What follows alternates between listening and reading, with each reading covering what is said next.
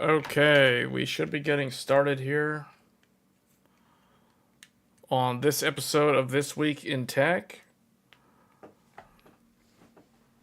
For those that are tuning in for the first time, welcome to the channel. This is the weekly show where we go over all kind of the big news articles, the trends in the industry, and we may cover gaming as well because there's actually a lot of games that are coming out in the first quarter of the year that are probably going to encompass the majority of the really good games. Because if you look at, granted the year kind of just started, but most of the games that are the really good ones are slated for the first 3 months of the year, which is bizarre because typically it's always backloaded, but it looks like this year is very front-loaded, especially with the recent announcement of Horizon Forbidden West coming to the PC this March. So, with that being said, we have a couple of things to talk about, namely the RTX 4070 Super Ti is out as of yesterday. The reviews are in as of Tuesday. And we have some other things to talk about in the industry at large, such as the electricity grid, at least in the US, being strained by AI power consumption. If crypto mining picks up again, then we could be looking at a very serious problem, at least stateside. And we have some other things to talk about with AI, because it seems like AI is really starting to take off as a primary topic here that I think people who listen to my channel may or may not be tired of hearing about, to be honest. So let's go ahead and get into the main topic here that I think most people that are probably tuning in. The 7600 XT launched, and so did the 4070 Ti. Let's talk about the 4070 Ti Super first, and then we'll talk about the 7600 XT. So I think in general, let me just pick one of these. Let's pick my favorite brand, Zotac. That everybody always wants to talk about, Zotac. Alright, so the Zotac, this is just one out of many.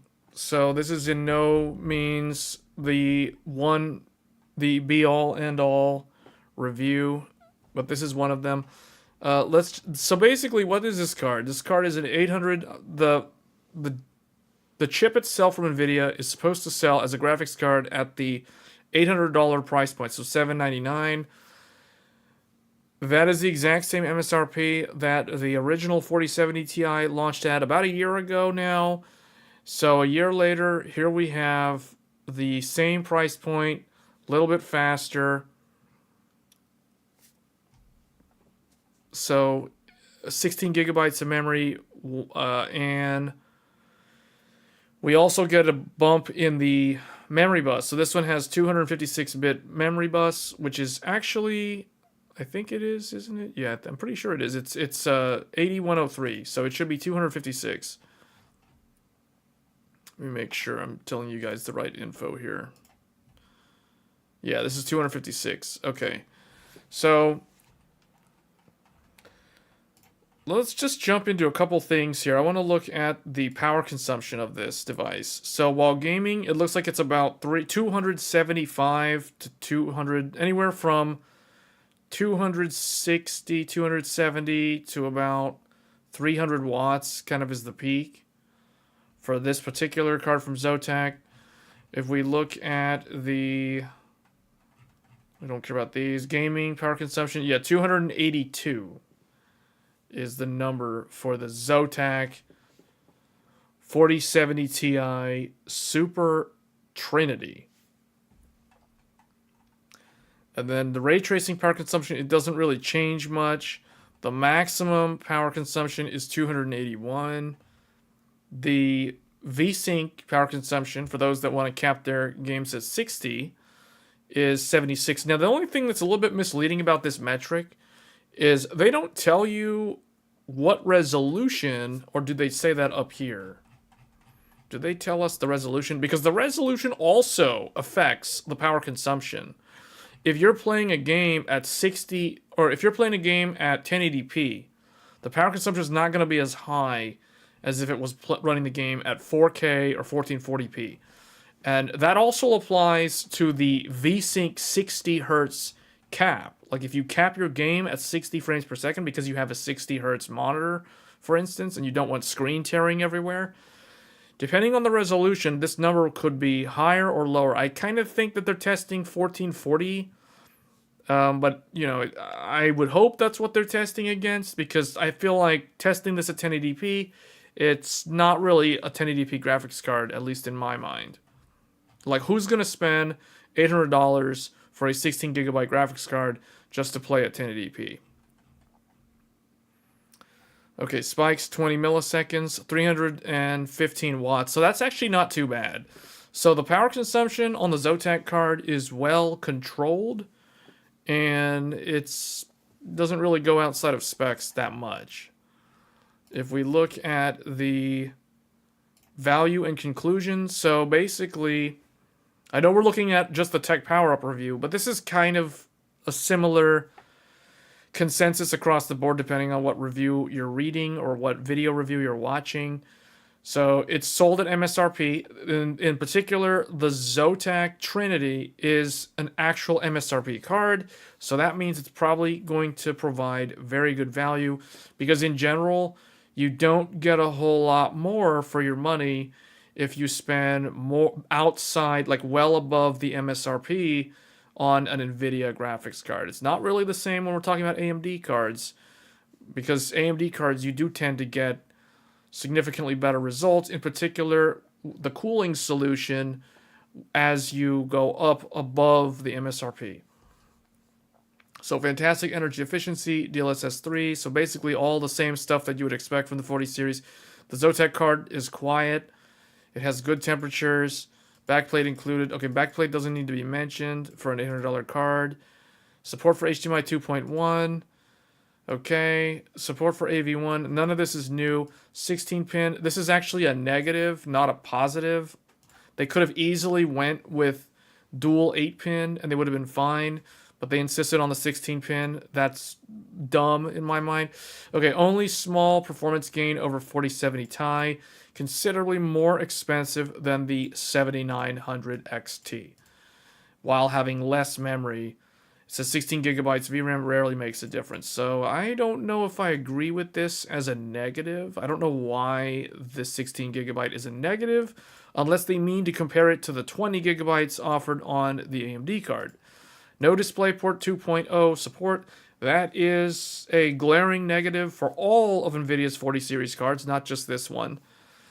Because the AMD RDNA 3 cards already support DisplayPort 2.1. And this doesn't even have DisplayPort 2.0. So that's kind of a letdown. So anyway, I kind of want to see...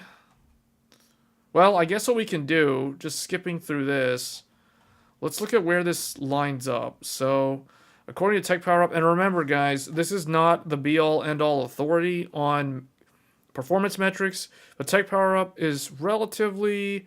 It's going to give you a good ballpark estimate using their charts, because they do benchmark a lot of games. So, hell, it just went all in on AMD stock and it's tanking.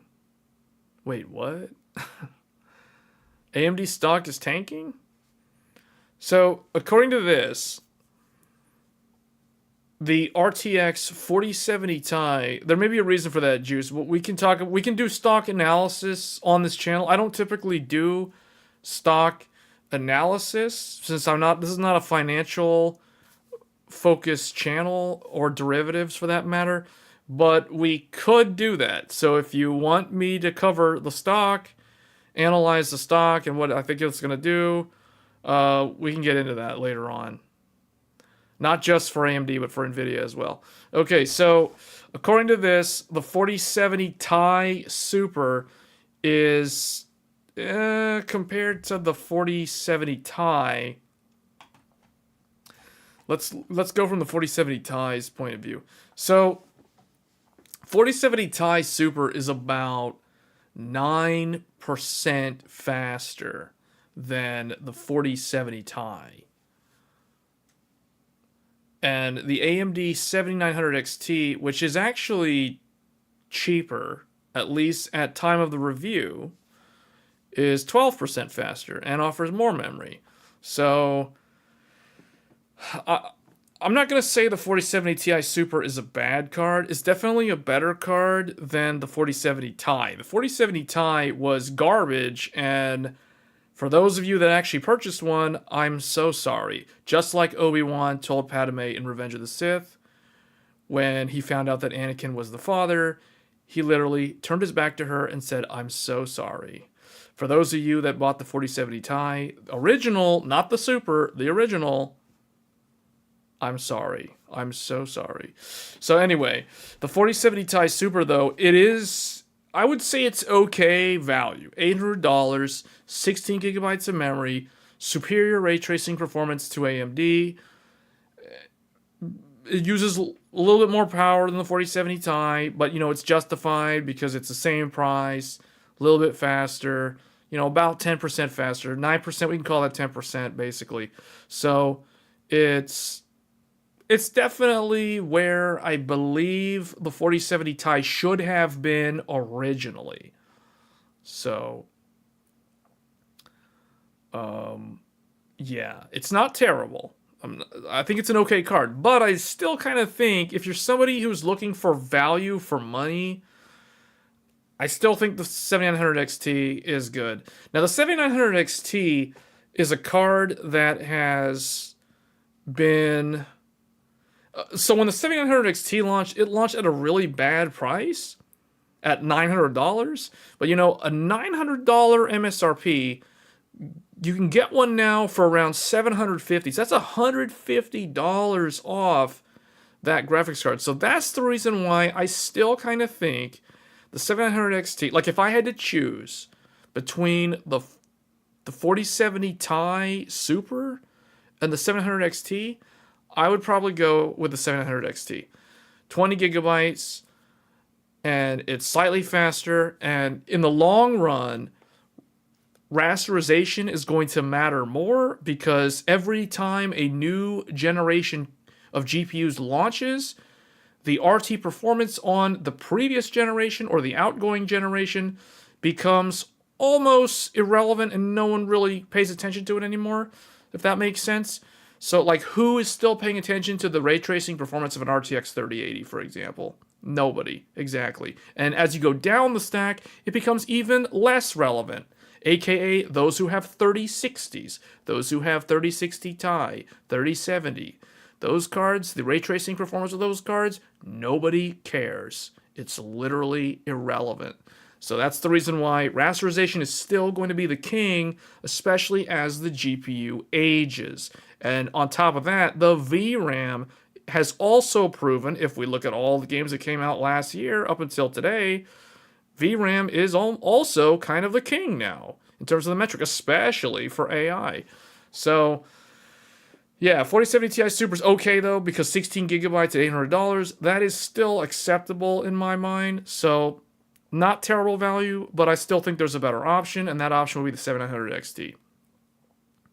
Hey, Papa, wonder how the XTX will fare after 4080 Super drops. We can talk about that. So my prediction for that is that NVIDIA's claiming what exactly? They're claiming 10... On average, these graphics cards, these super cards, are 10% better than their previous generations. So if you add 10% to the 4080 to estimate the 4080 Super performance, it should be faster than the XTX in rasterization. So at $1,000, I think originally I was thinking in my mind, back when NVIDIA launched or announced these three cards, I thought that the 4070 Ti Super would be the best deal out of all three of them. But now that I think about it, now that I've actually seen how the 70 Super and the 70 Ti Super have performed at their price points, I kind of think the 4080 Super is going to be the actual best value. Even though it's the most expensive, it's the only one that has gotten a price drop. You have to keep that in mind. The other two, they basically stay at the same price, and you get like 10% performance increase. And in the case of the 70 Ti Super, you get a little bit more memory. You get 4 gigabytes more memory now. So, but the 4080 Super is actually less money than the original 4080. So, because realistically, we got to think about this objectively. So the 4080 MSRP at $1,200, that means that the average AIB card is more like $1,300 to $1,400 for the regular 4080. Now, what that means is you go look at the new 4080 Super, that one's MSRP is $1,000. So you want it, again, you still have to add more dollars on top of that, unless you're buying a Zotac. You know what I mean? So, and that assumes you're buying the specific Zotac that actually sells at MSRP, because Zotac will also offer more premium ones that are going to sell for like $1,200, etc. So I think the average asking price, the average selling price for the 4080 Super is going to be more somewhere between $1,100 to $1,200, maybe in some cases like $1,250, $1,300 for like some kind of Asus Strix ripoff, for instance. Like those cards are probably going to be like $1,300 4080 Supers. So yeah, it can say it has an MSRP of $1,000, but the realistic price is actually going to be a little bit higher than that. Because we've already witnessed that with the 4080. And that's the reason why the 4080 was so, what's the word? So meh. Because $1,200, okay, it's actually more like $1,400 if you actually wanted to buy one. Back when it was, like about a year ago, for instance, or even like 6 months ago. So, I mean, it depends, because that one is if we say about 10% faster than the 4080, that means it's going to be faster than the XTX by a few percentage points as well. So, it's probably going to be like, I would say anywhere from like 5 to not 5, somewhere. Okay, let's think about this. Let's just go to the 4080, for instance. So 4080. Okay, so yeah, it'll be like 8% faster, somewhere around there, like anywhere from like 5 to 10, some single digit between 5 to 10% faster than the XTX in terms of the rasterization. So, but it kind of depends. So that, with the fact that it also has less memory, significantly less memory, at 16 gigs versus 24, and it's basically the same price, but I have a feeling that the XTX is probably going to be had for cheaper, especially around the 4080 Super launch. So I don't know. It's going to be interesting to see how that one pans out. I think that one's definitely going to be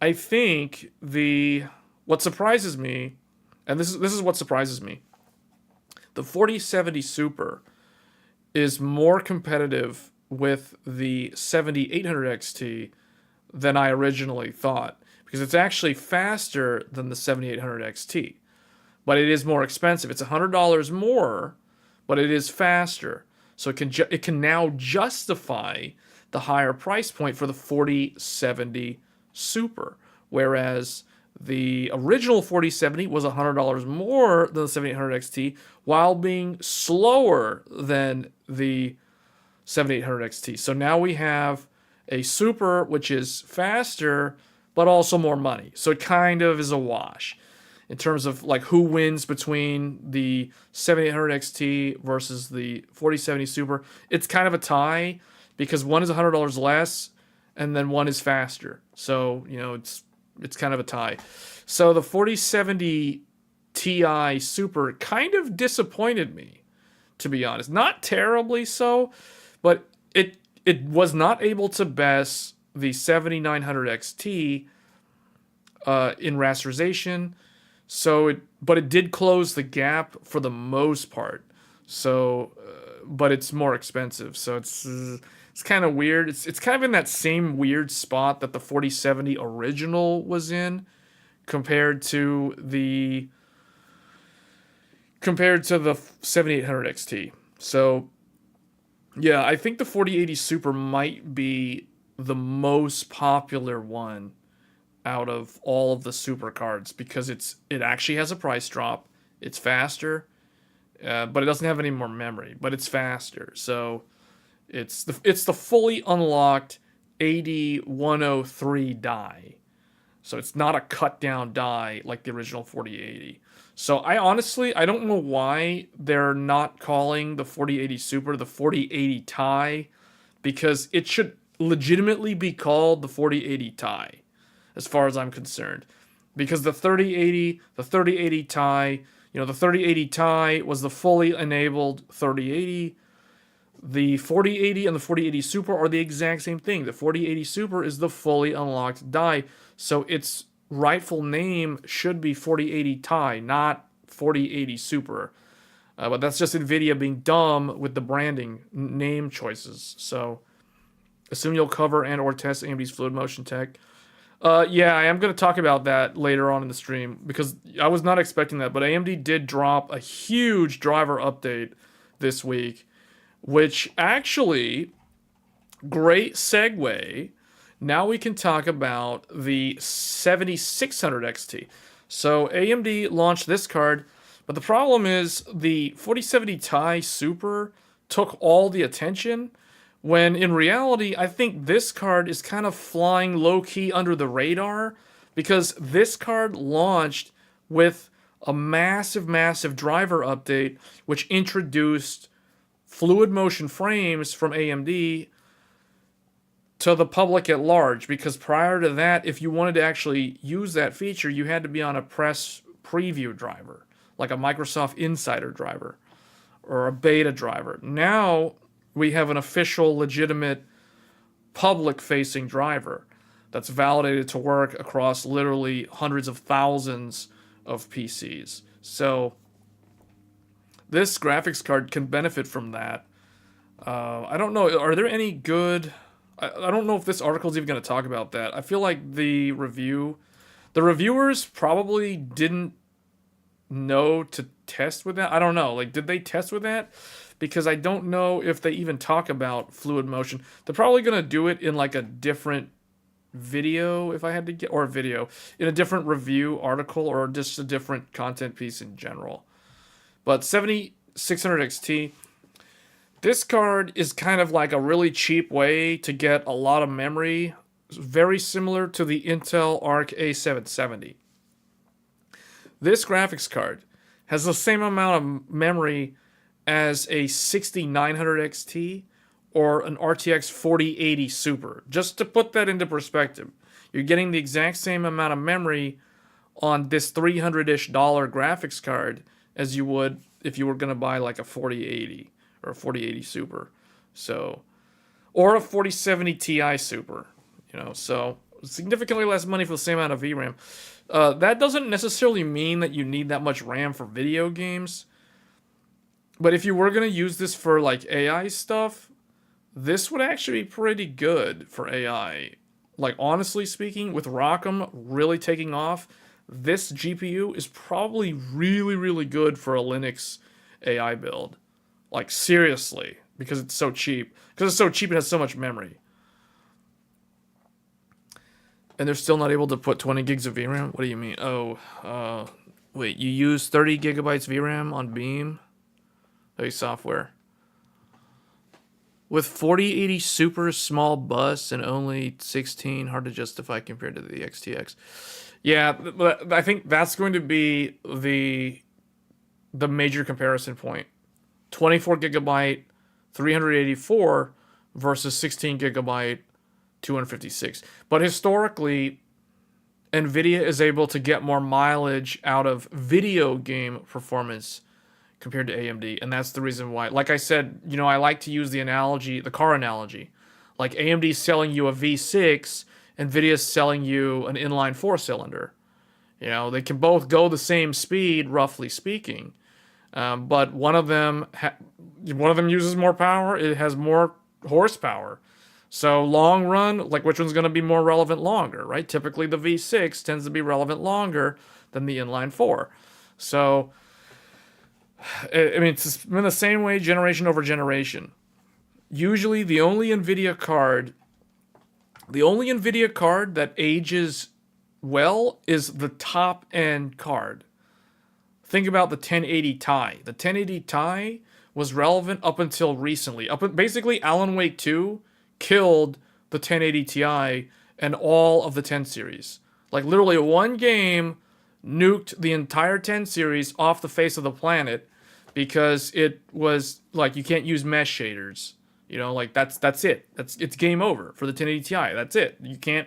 It's you can say it's unfair all you want. I mean, that's too bad. It's like it's gone. So, but the top end NVIDIA card was the only one that managed to stay relevant. It had 11 gigabytes of VRAM from 2017. You know, now AMD was giving you 16 of HBM on Vega, but it wasn't as fast. You know, so I meant Radeon 7, not Vega. Vega was 8. But the point is, only the best NVIDIA card stays relevant for a long period of time. The rest of their entire lineup has weak memory bus, not enough VRAM to last you, you know, like a full 3 to 5 year generational upgrade cycle. So that's the thing about NVIDIA where to me, it's kind of a trap because those who buy 60 series cards and even 70 series cards to a lesser extent though, they end up being the ones who end up suffering and feeling the need to upgrade, or they feel like their hardware ages faster than it should. Because think about all of those that bought 3060 Ti and 3070 and how they feel the urge to upgrade because their cards, you know, like what was it, like 8 gigabytes of VRAM on those cards? Yeah.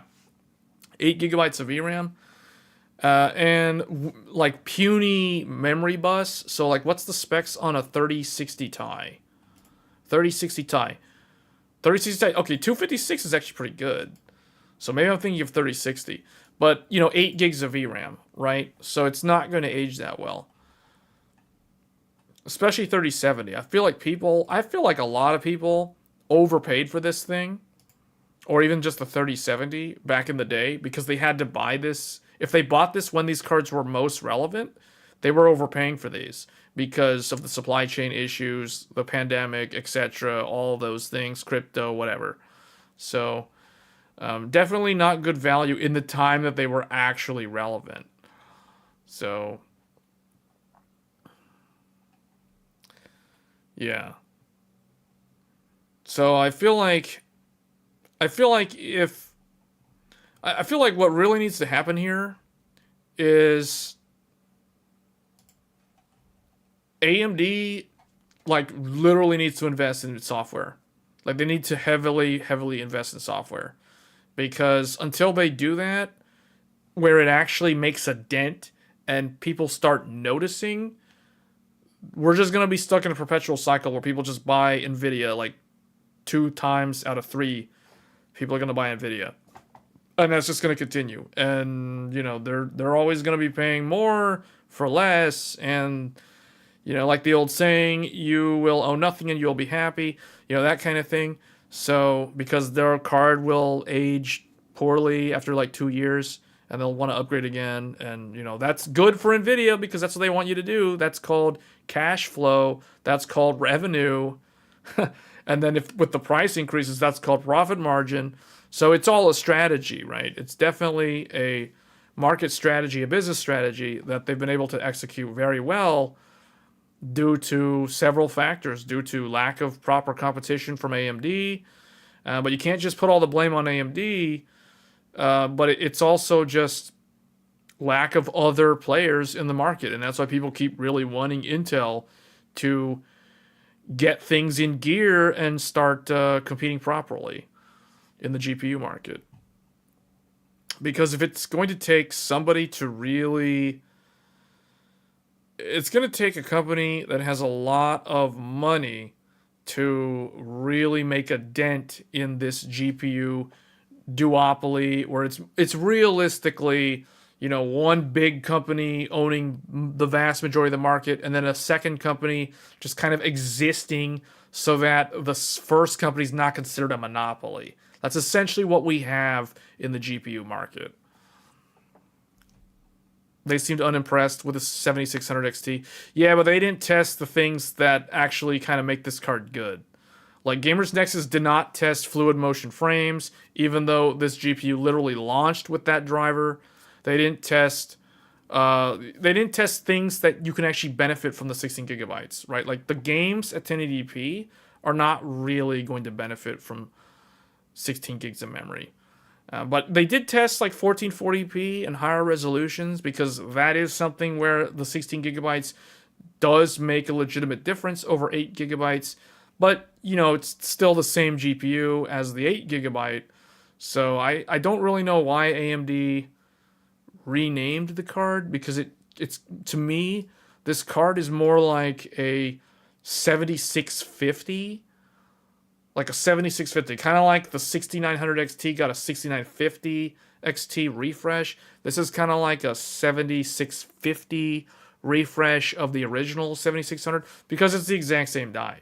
It's just clocked higher, so it's, you know, it has a higher power limit, so it can boost longer and at higher frequency compared to the original card, and that's the reason why I think it should be called a 7650, not a 7600 XT. So I'm kind of disappointed in the naming choice, but for a cheap Linux Stable Diffusion thing, this is probably really, really good value. For like low-key AI stuff on Linux, this would be very good actually. But, you know, mainstream YouTube channels that have to show gaming benchmarks for their audience, they're not going to test these things. They might test it in a future video, but I wouldn't expect those type of channels to cover that content.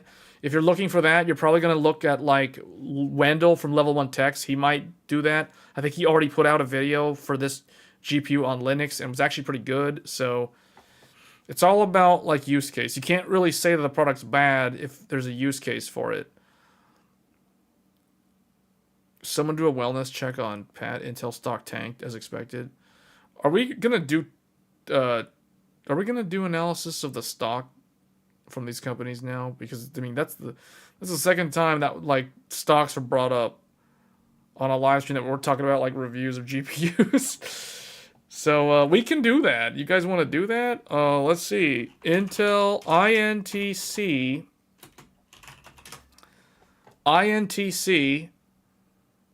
Intel, it didn't tank. It basically closed close to the previous close. It's closed a little bit higher than the previous close. No, they're up. They're up like 40 cents. This after hours trading nonsense down here, though, that doesn't look like that's going to be good tomorrow. But they didn't tank today. So let's see, 1 month. No, they're doing good. Intel's doing good. They're kind of where they need to be, based off of their market capitalization, based off of all the factors.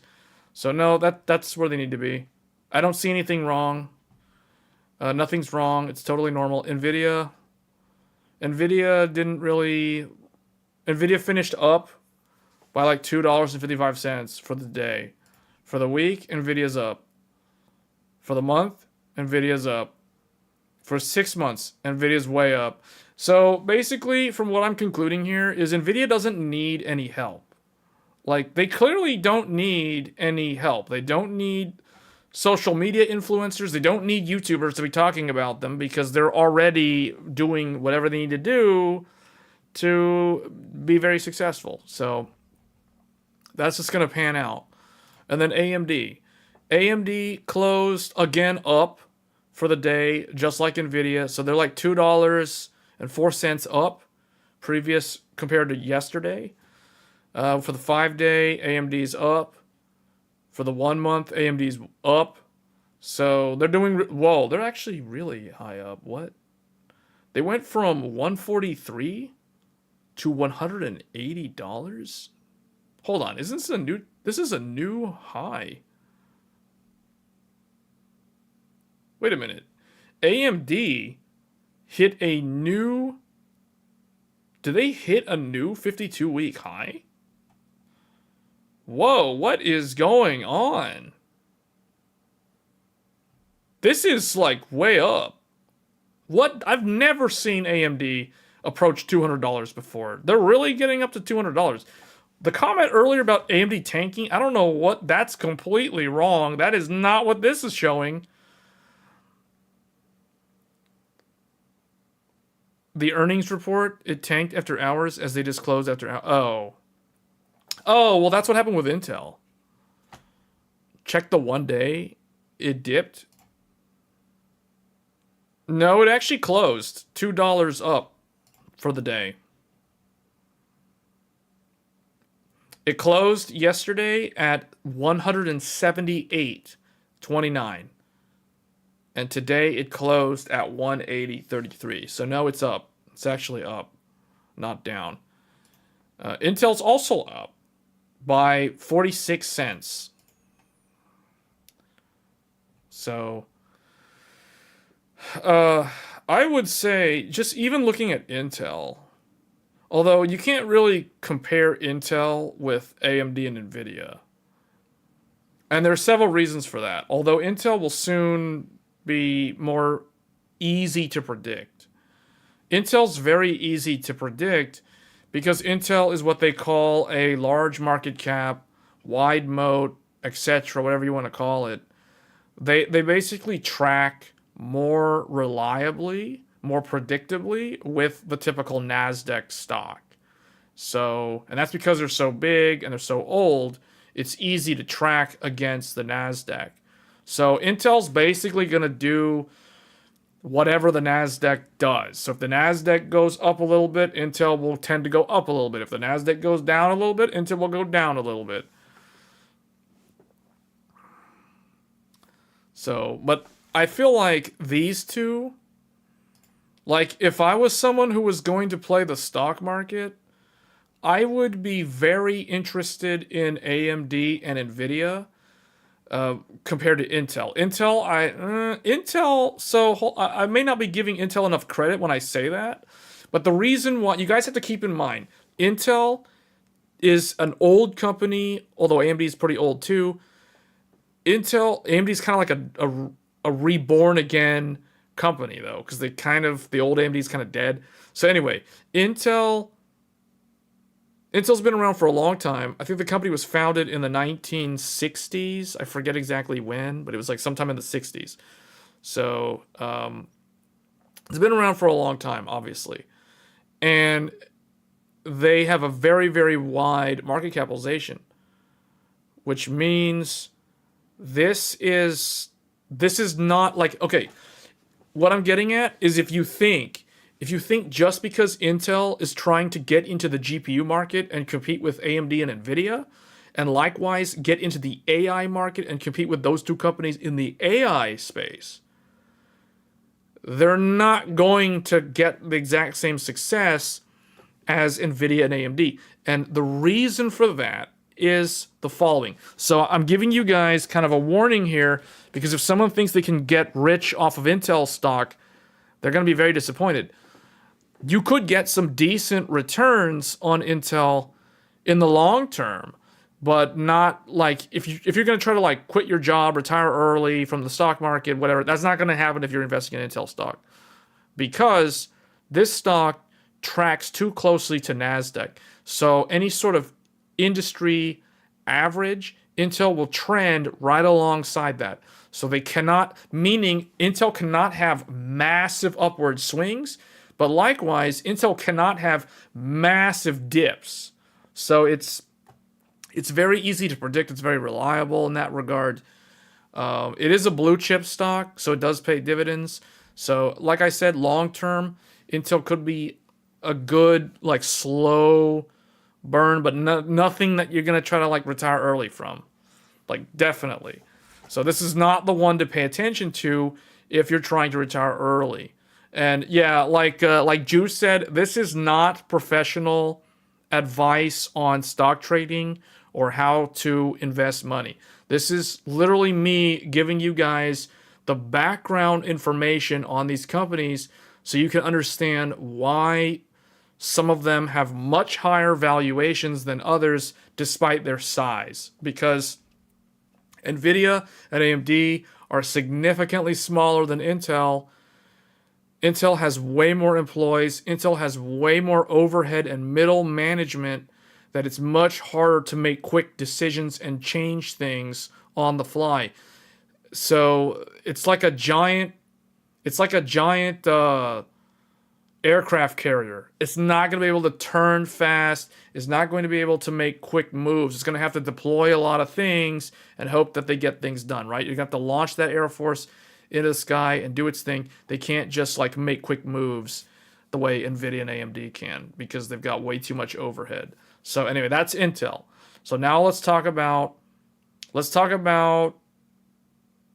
AMD next, and then we'll talk about nvidia. So AMD, think of AMD as a miniature nvidia. They're like the mini-me version of nvidia. If nvidia is Dr. Evil, AMD is mini-me. So it's like the miniature versions. Because if you look at nvidia stock and you look at AMD stock, especially if you look at the 1-year trend and even the 5-year trend, they both kind of track almost one for one. Not exactly, but like if you look at the trend, they both basically do the same thing. And why is that? It's because they both sell the same product.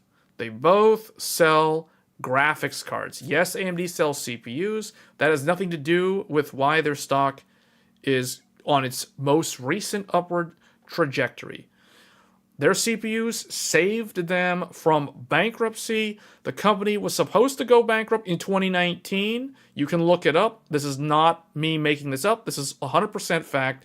They were supposed to go bankrupt in 2019. So the fact that they're still around and the price is at $180 per share in 2024, nearly 5 years after they were supposed to go away and vanish, is a miracle. So it's probably one of the most... This sort of story, this success story, will go down in Harvard Business Review articles for business students and MBA students for years to come. Quite literally, if not already. So this is kind of a classic case study of a company was supposed to go out of business, but the management, the leadership team managed to turn things around, and the scrappy engineers managed to get their act together and put together a successful CPU architecture with Jim Keller's help, of course, and they managed to pull it off. So that's the CPU side. But that's not why the stock is where it is today. All praise to Auntie Sue. Her cousin Jensen must be... Oh yeah, that doesn't... I mean, that also does play into it a little bit. Because, think about these two companies. I said earlier, these two companies kind of track like with the same kind of trajectory in terms of stock. There is also kind of a thing where the CEOs of both companies are supposedly related. They're like distant cousins.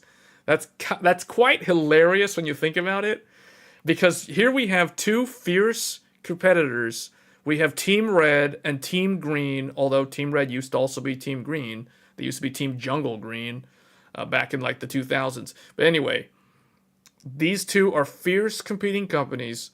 Obviously, one is very dominant right now in the GPU space. But there is a reason why things are the way they are.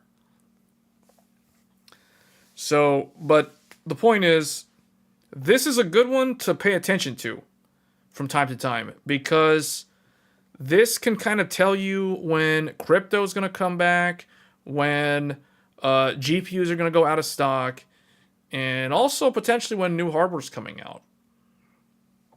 You compare both trends, it's essentially 1-to-1, which is crazy considering how diversified AMD is and whipping Intel.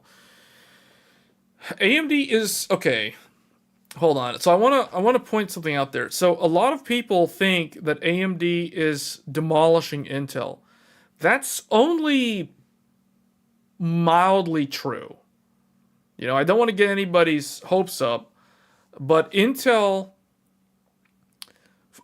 when I say hopes up, I don't mean to get anyone who's like favoring AMD over Intel to get all like happy, because Intel still has the majority market share of CPUs. Regardless of how good and how competitive AMD CPUs are with Intel, the fact remains that Intel still has the vast majority of the market share in the CPU space. This applies to every single market vertical of the CPU space. So this includes servers, workstations, laptops, desktops. The only exception where I think AMD actually does have a lead over Intel in market share, especially in the last 3 to 5 years, would be high-end desktop, or HEDT. And that is because of Threadripper. Because AMD has Threadripper and Intel literally doesn't have anything right now, although technically they do have the Xeon, what do they call them? The Xeon, the Sapphire Rapid Xeon, but those are not really classified as HEDT. Intel would classify sales and revenue from those products as workstation, not HEDT. So AMD actually leads in one, they literally win in one category. If we're objectively comparing based off of market share and nothing else. So we're not talking about how good the processors are on merit and performance and efficiency. We're talking only on who has more market share.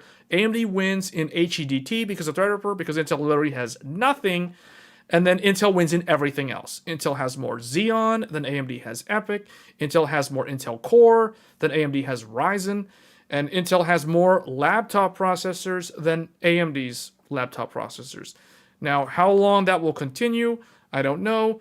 But Intel can always volume outsell. They can flood the market. They can go to the OEMs. They can cut them all the rebate deals that they need to stay as the majority leader, regardless of how inferior their product is to AMD at any given time.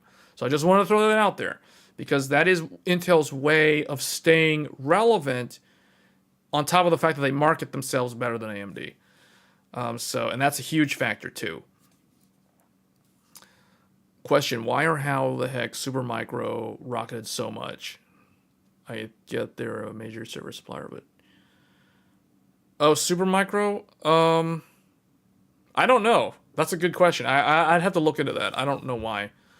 Microsoft doing well too. I think the next rally will be during nvidia's GDC in Windows 12. For Microsoft, yes. If I recall, nvidia will officially reveal their next AI GPU. Yeah, what is it? The Grace? What is the successor to Grace Hopper called? Yeah, that one is coming. The announcement for that's coming later this year. It's coming soon, actually. I think within the next 3 to 4 months.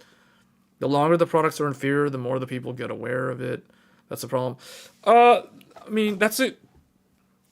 That's an interesting point, Max, but I don't really see that happening. Because, okay, and here's my evidence to back up that claim. The average person, the average everyday average person who doesn't pay attention to technology, they don't subscribe to myself or Gamers Nexus or Hardware Unboxed or even Linus for that matter, meaning the average person who doesn't pay attention to computer hardware the way we do, the way actual enthusiasts do. I'm talking about average people who they don't care about overclocking, they don't care, they might not even have a desktop. All they have is a tablet, a phone, and a laptop, and it might be a Mac. It might be a Mac. You know, like these type of people. They probably don't even know who AMD is. I kid you not. You would be surprised how many consumers own a Steam Deck and they don't even know that AMD hardware is what powers the Steam Deck. They think that it's some Chinese ripoff from that's ripping off Nintendo, or some whatever Taiwan thing that Valve or whoever, you know, bought some Raspberry Pi or something and put like a GPU from nvidia in it. That's what if you ask someone who has a Steam Deck. Now, not every Steam Deck owner is like this, but I've come across people who have a Steam Deck and they don't even know who made the hardware. They think like, okay, Valve made it, or like, you know, some like Steam made it. They don't even know Valve. They know Steam. Steam made it. It's Steam. Steam made the hardware. It's like Steam inside. What are you talking about? It's not Intel. It's Steam. You know, like they know Intel, but they know Intel's not in it. They think, oh, it's Steam's hardware. Steam made it. So it's like if I ask them, who made the GPU inside your Steam Deck? You know the answer? The most common answer I get? Valve. Steam. Valve. Steam. Valve. Steam made the Steam Deck. It's their hardware. So, you know, this is the problem with the average consumer. Like, it applies to the consoles. People who have PlayStation 5, PlayStation 4, they think that, oh, Sony made it. You know, Sony made it. Like, it's Sony's graphics. It's Sony's thing. Like, it's like, okay, yeah, technically, they're not 100% wrong, because Sony engineers did architect the console itself, like the thermal solution, the choice of materials. But I'm asking about the actual SoC. I'm asking about the actual processor in the PlayStation. Who made that? And you know what? They don't know the answer. Like, what they look at me funny, like, are you like pulling my leg or something? It's obviously Sony. Like, who else would it be, man? It's Sony. It's a PlayStation. You know, these are the sort of consumers. So these guys, they don't know anything about AMD. They might not even know anything about NVIDIA, for that matter.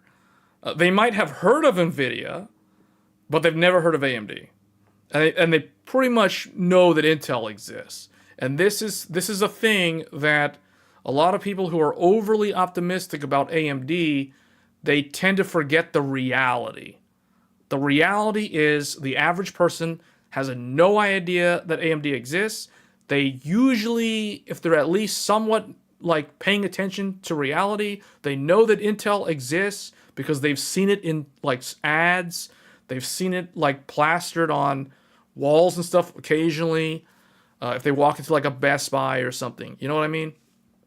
And then they might have seen NVIDIA from something, you know, like maybe their game that they play has NVIDIA the way it's meant to be played, like in the loading screen or something like that. When you first boot up the game, NVIDIA, the way it's meant to be played. So they know, okay, NVIDIA is like a game developer. NVIDIA made this game. You know, like maybe they think of that. Maybe they think that's who NVIDIA is. But these sort of people, the same people that think GameStop makes the games, well, okay, I don't know about that. I wouldn't go that far. I would not. No, that's, yeah, no. I don't know anybody that thinks that GameStop makes games. I wouldn't go that far. That's a little bit too far. That's taking it too far.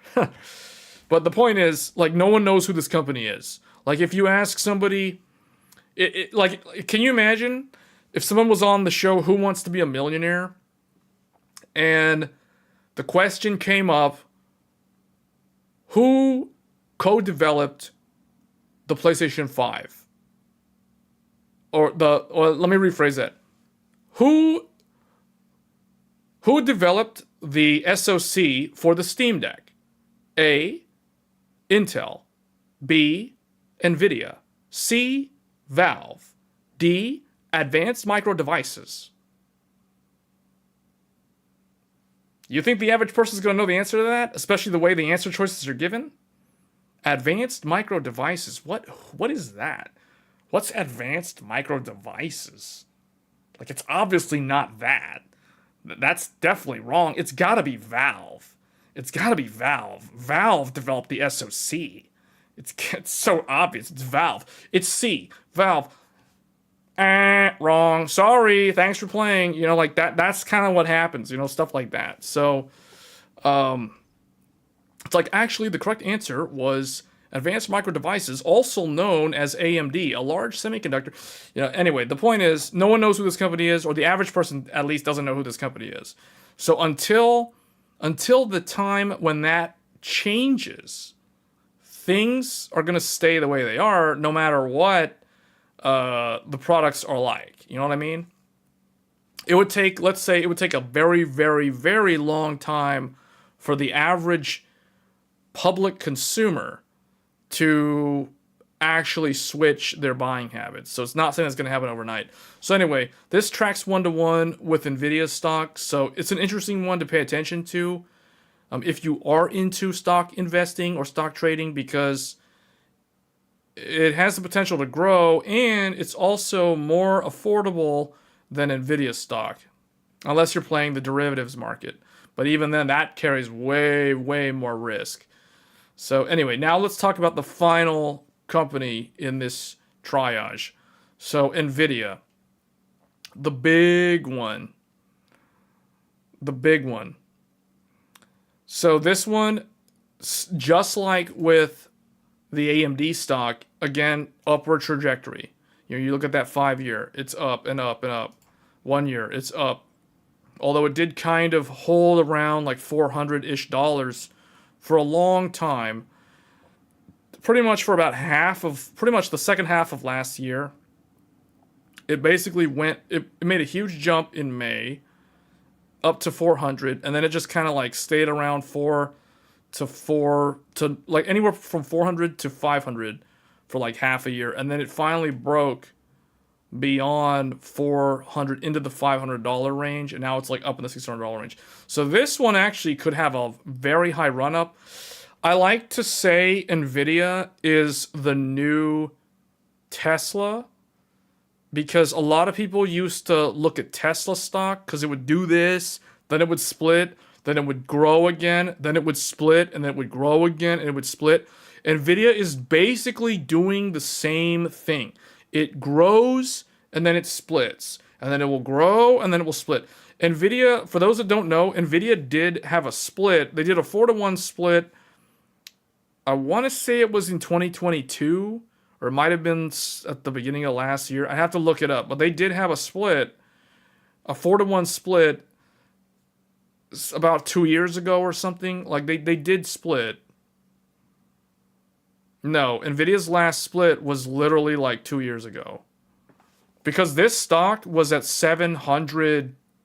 I think you got up to like 740 something dollars before the split. It was close to like 750, and it split like 2 years ago or something like that. I mean, NVIDIA split 2022? July 21, I think. Yeah, there it is. So it's split in 2021. Okay, so it's been 2.5 years then since the last split.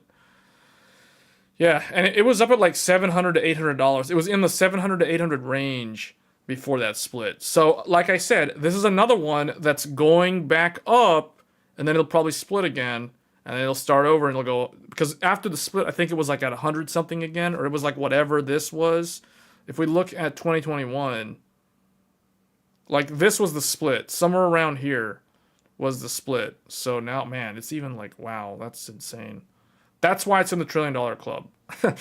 Because it was already at like 750 like 2.5 years ago, and then it split all the way back to like 100 again, and now it's like already, you know, approaching 700 again. So yeah, this is the power of AI. This is the reason why AI is not going away anytime soon. Not if Jensen has anything to say about it.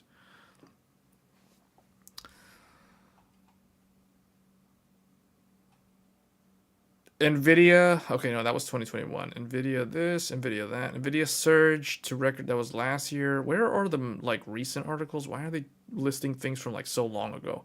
Oh, these are the key events, that's why. Okay, so that's where it did, like, breakout, or it actually did a dip. So,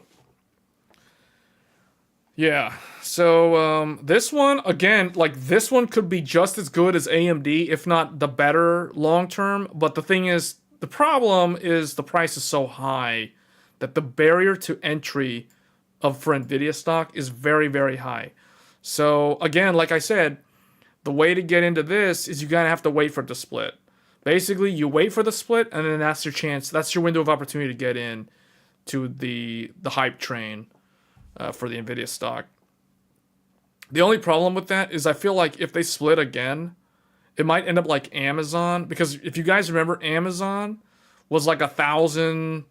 They were over $1,000. Amazon stock was like $1,200 a share for a long time, and then it finally split, and now it's like $100 something. So, I mean, Amazon is another one that's really good long term, but they're going back up. But man, they had a massive split at some point. I forget when, but it was recent. It was like within the last 3 years or so.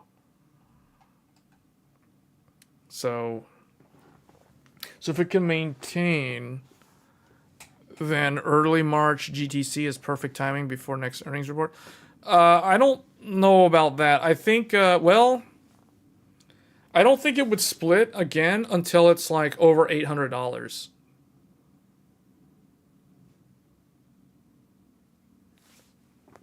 No, he did.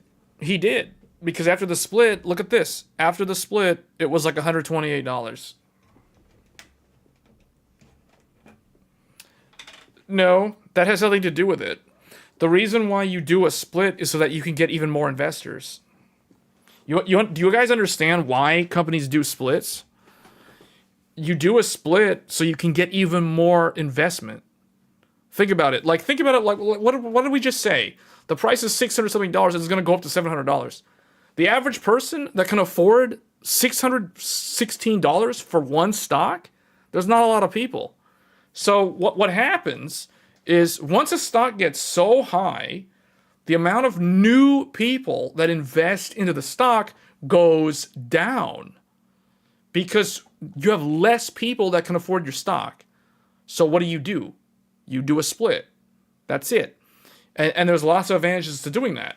You lock in the people you already have because they are effectively gaining more shares literally by doing nothing. They, like, if somebody invested like 10, let's say someone invested what's a good example? Like, okay, 40, let's do 40 because we'll talk about 4-to-1.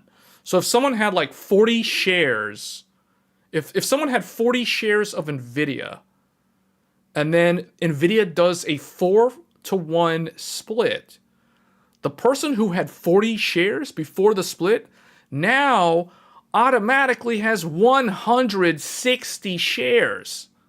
So they just quadrupled the amount of ownership they have in nvidia's stock.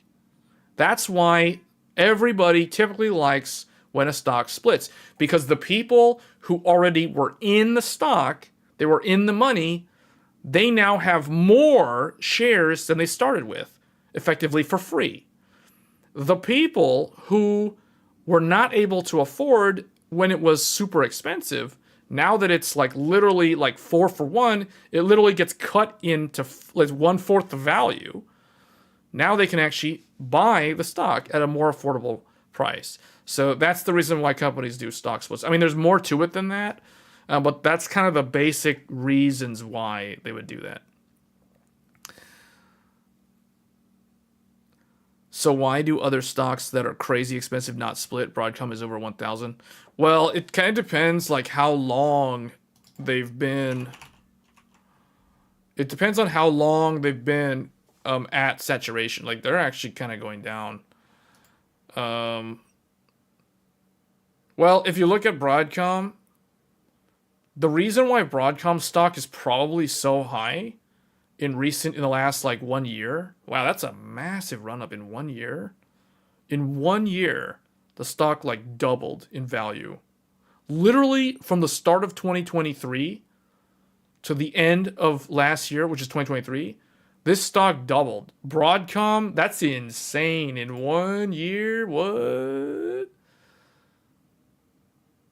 I know why this probably happened. If I had to guess why Broadcom doubled, was because all the people who overbought on like computers, servers, networking equipment, etc., they probably ordered all their stuff in like during the pandemic, and they had to wait like a year or more for the lead times for the supply chain to get through.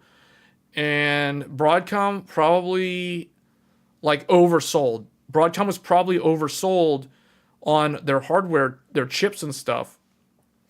And now that they're able to deliver, they're actually they're basically getting all the revenue from all the invoices that were like backed up for like 2 years. So I guess that's what it is. I don't know what other reason why this stock would be that great, to be honest. Like, I don't understand.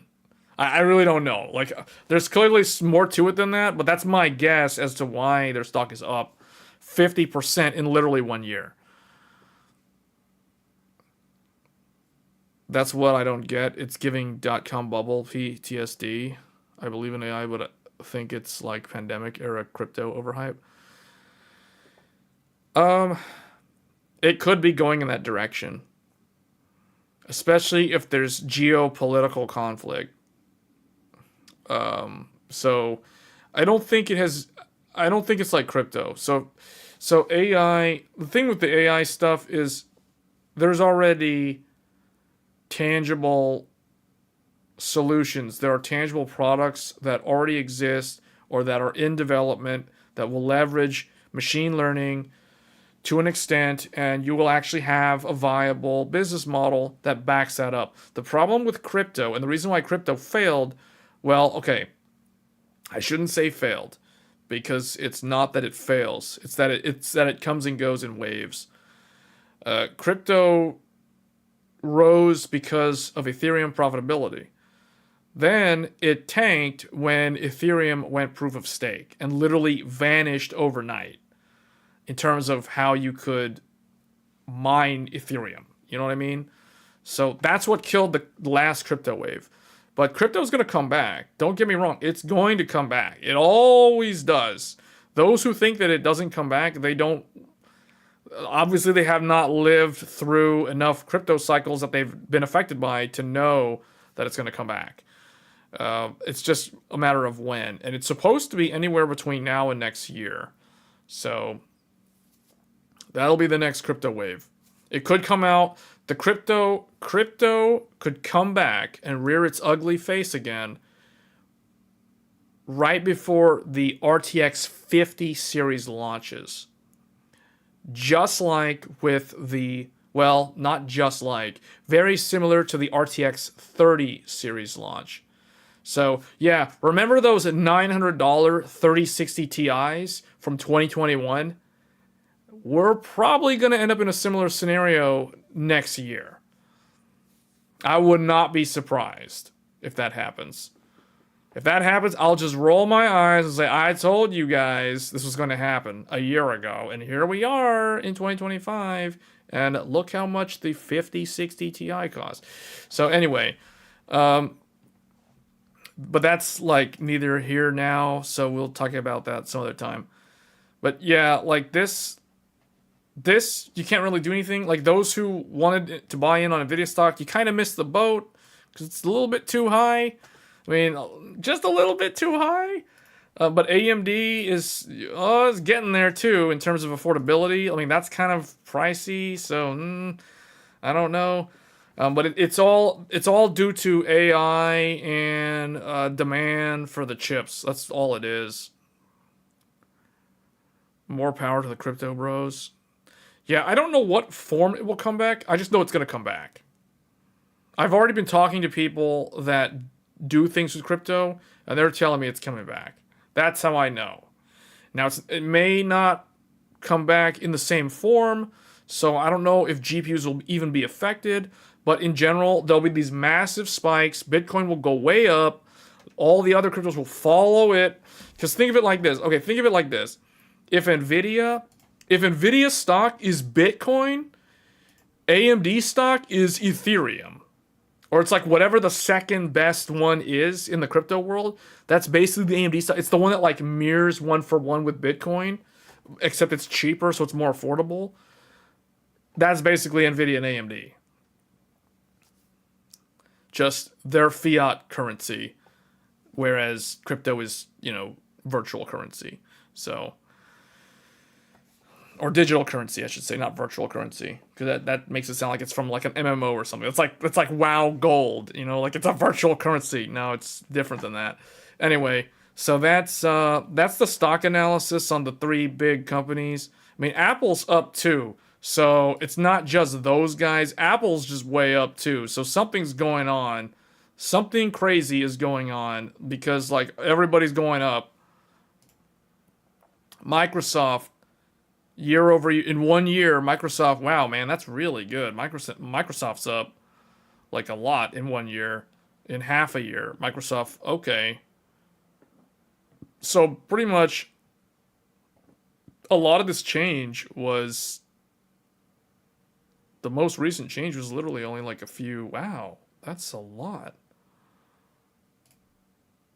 They went up $30 in 1 month?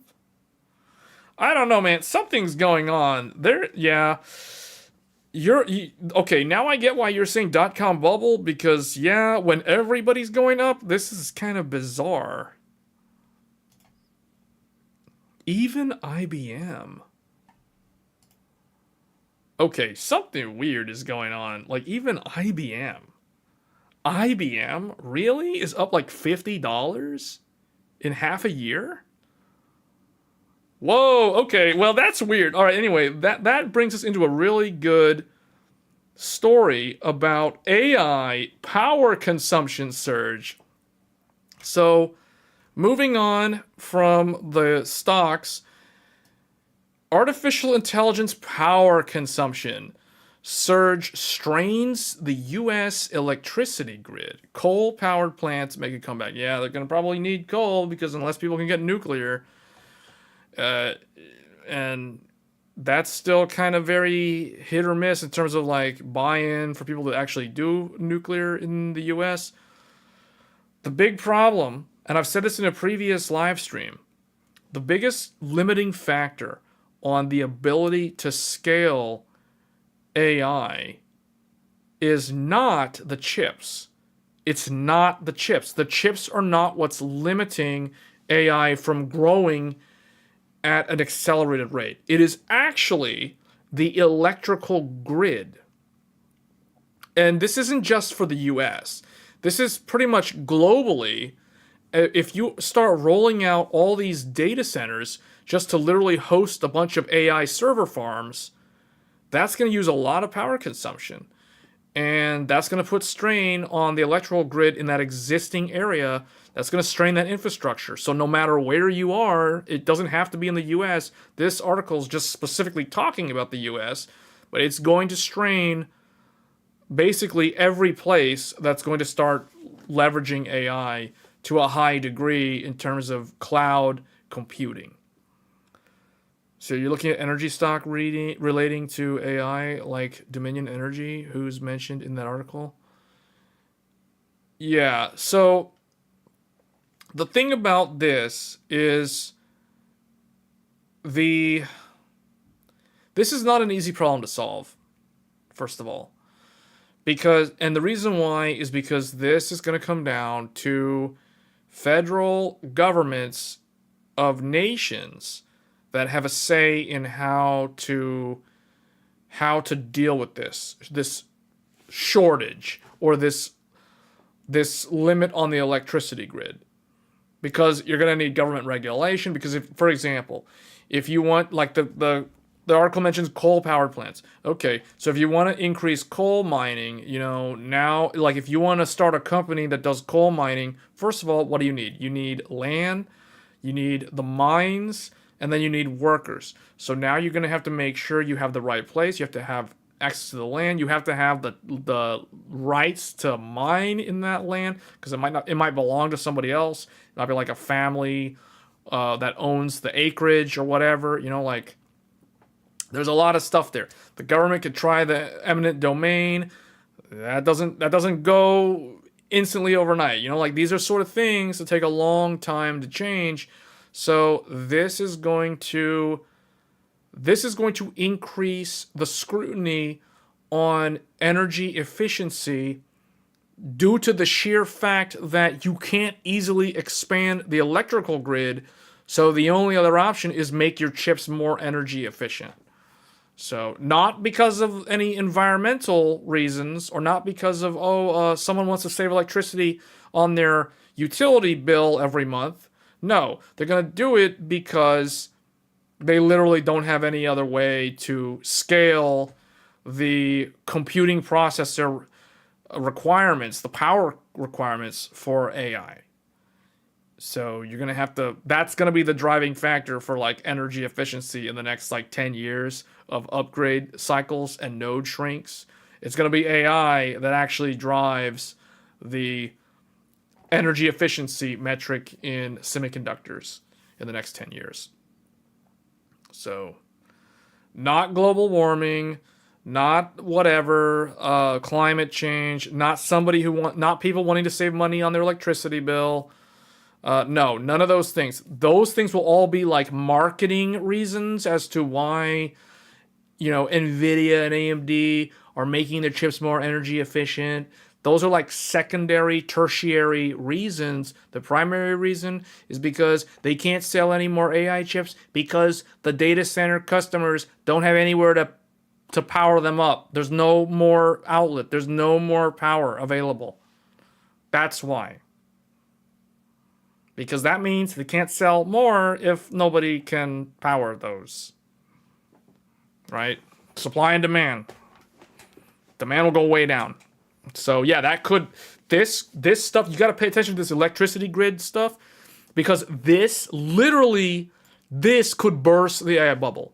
This alone could burst the AI bubble. This is what I consider a primary risk factor for people who are heavily leveraged in stocks and derivatives specific to semiconductor companies for like AI, whatever. They're investing in these companies because they're watching the AI trend go like this, so they want their returns on they want their ROIs to follow that when they take profits from the stock. But just know that this type of stuff right here that we're looking at is like risk factor number one, red alert, because if this thing happens and you start having problems where DC power plants transformers explode or brown out or blow up.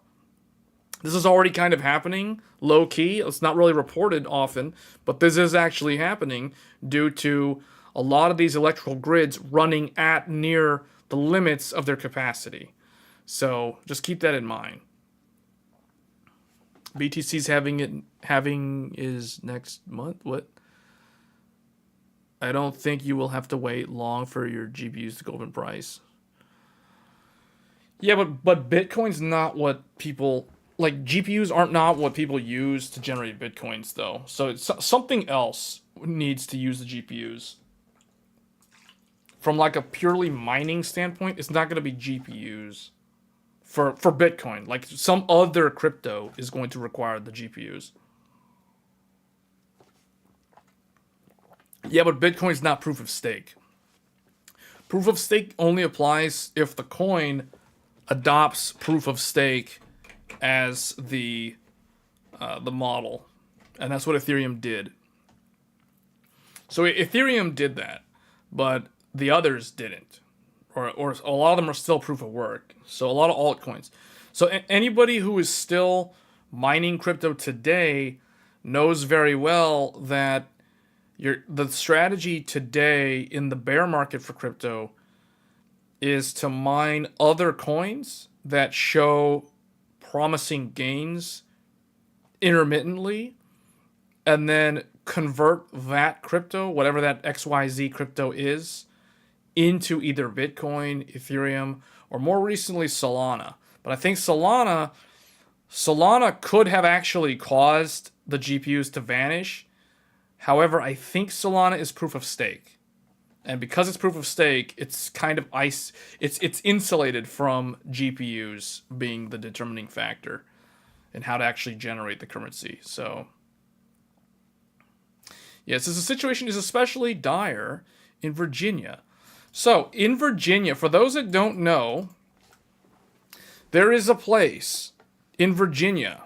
I don't know if I should say the name of this place because for security reasons, maybe I shouldn't give this place away. But we'll just say that Virginia houses, just like this article says, the world's largest data center hub globally. So, the state's largest utility, Dominion Energy, was forced to pause new data center connections for 3 months. Yeah, see, this is the problem. This is the problem. This is exactly what I was talking about like 5 minutes ago. No, I think there's other cryptos that are also proof of stake. Ethereum's just the only famous one that converted to it. So you need to look up like Solana. Look up SOL. I think it's SOL. Look up that one and tell me if that one's proof of stake or proof of work. I think that one's proof of stake. So the connections have resumed. Dominion expects. So look at this. They could not add any new connections for 3 months. 3 months is 1/4 of a year. That's 25% of an entire year wasted due to surging demand. And the government's going to crack down. Well, not crack down. The government's going to regulate this stuff because you cannot just like add more connections. Because why can't you do that? Well, the transformers could blow up on the utility side. And if the transformers, if there's a chain reaction, it blows up enough of them, like C phase, whatever, if those all blow up, guess what? You took out an entire city block. Or worse, you took out multiple city blocks. So that means not only is that data center down, the entire street's down. That means anyone who lives near that area, they don't have any power in their house. And there's no way to fix that until like a utility company can rebuild the transformer. And that's not going to be done in like 1 or 2 days. We're talking like a week, 2 weeks, etc. So can you imagine like entire city blocks just without power because someone blew the transformer that powers that entire part of the city because they put too many AI chips, they put too many nvidia Grace hoppers and too many nvidia MI or AMD MI300s in there, and it just blew up because it was running at like 120% load for like 50 days or whatever. Probably burning up at like, you know, those coils were probably winding. The capacitors were probably at like 90 Celsius or whatever. So yeah, those things aren't designed to handle that type of load or that type of thing. So this is the problem. This is the number one limiting factor on the AI, on the growth of AI. Literally, the physical electrical grid is the limiting factor. So until we get that fixed, or until we like figure out what the strategy is there, once it's at capacity, that might be it for the AI, for the radical growth of AI. And then what that could mean is that you would see these stocks of these companies stagnate. They're gonna like go up, hit a point. People are gonna try to like panic sell. They're gonna go down a little bit. People are gonna panic sell again. They're gonna go down again. But then they'll kind of go sideways for a long time after that. So this is what's gonna make things normalize for these companies like nvidia that has really, really high stock prices right now. So yeah, it's a matter of time.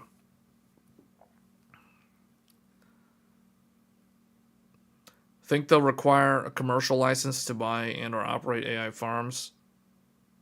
I don't know, but that's one way to slow it down. But that's not really going to solve the problem, though. The only way to fix the problem is to improve the electricity grid. So that's going to mean, you know, more coal power plants, hydroelectric power plants.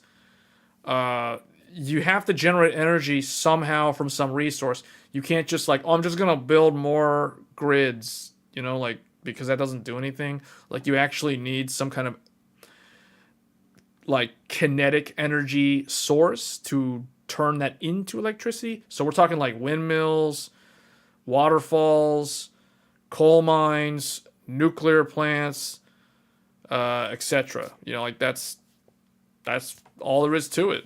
I mean, I guess oil, but it's like burning oil for electricity is kind of dumb. Like, I'd probably do one of the others as a way to circumvent over the use of power grids, like what happened in Texas during crypto.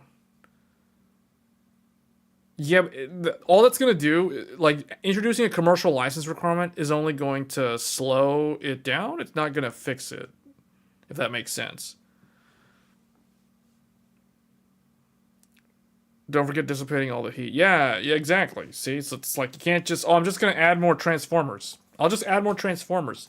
No, because the source, so like the waterfall or the windmill grid or whatever's powering it is, or providing the energy that gets converted to electricity, like that has to change too. See, like I've talked to some people about this and they're like, well, why can't these companies just like add more electrical grid? And I'm sitting here thinking like, what are you talking about? Like what? What? You have to add more source. You have to add more windmills. You have to add more whatever you're using to create the electricity. You can't just like, oh, I'm just going to add more electric power lines. Like that doesn't solve the problem. You know what I mean? Like it's the source. Like what? Anyway, wow. Anyway, so that's the number one risk factor for AI growth. This could stunt or at least slow it down. Daddy Elon save us from this too.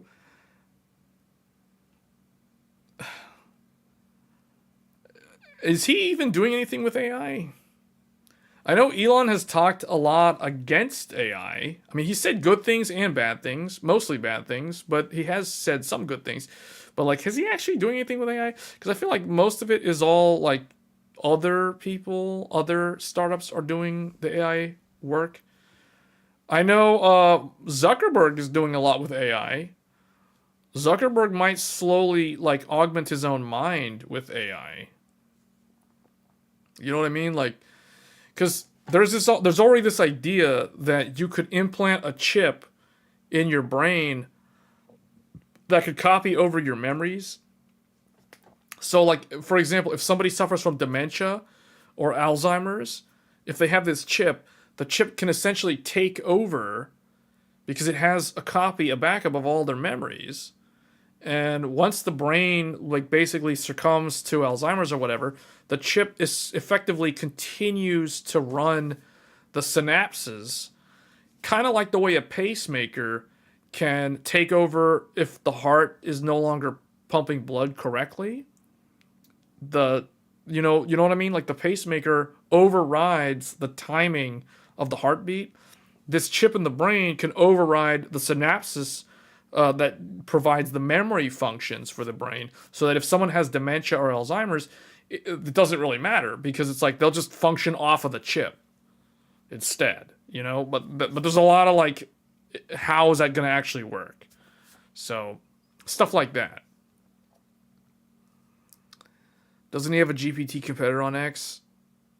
I don't know. I'd have to look into it. I haven't read up anything on Twitter. Twitter, you know, like X, whatever. I don't know. I think that name change is so dumb. I still think that name change is one of the dumbest things. During yesterday's Tesla earnings call, Elon stressed that they're an AI robotics company. Their robots have wheels.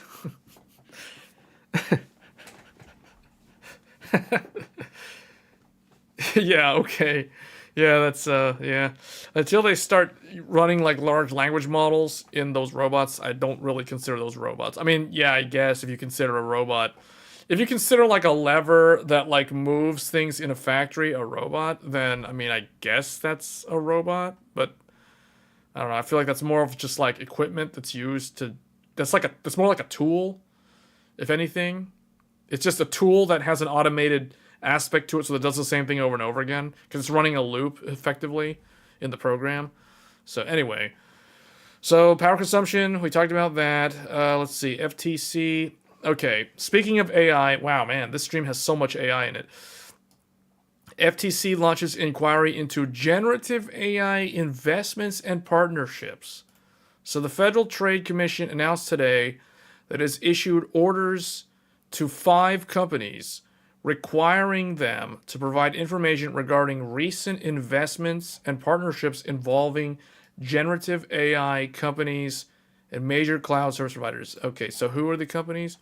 Oh, look, OpenAI. Yes, ChatGPT's father. Okay. Let me see. They're looking at information regarding specific investment or partnership, including agreements and strategic rationale. Okay, I don't know what's the point of this.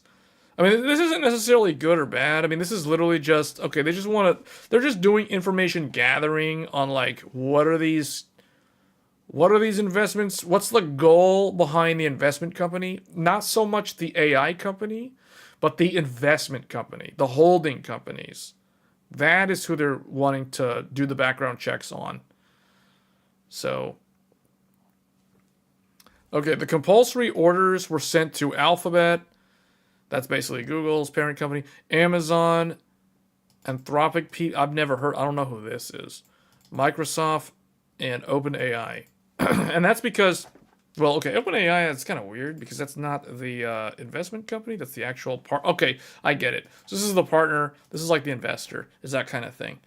So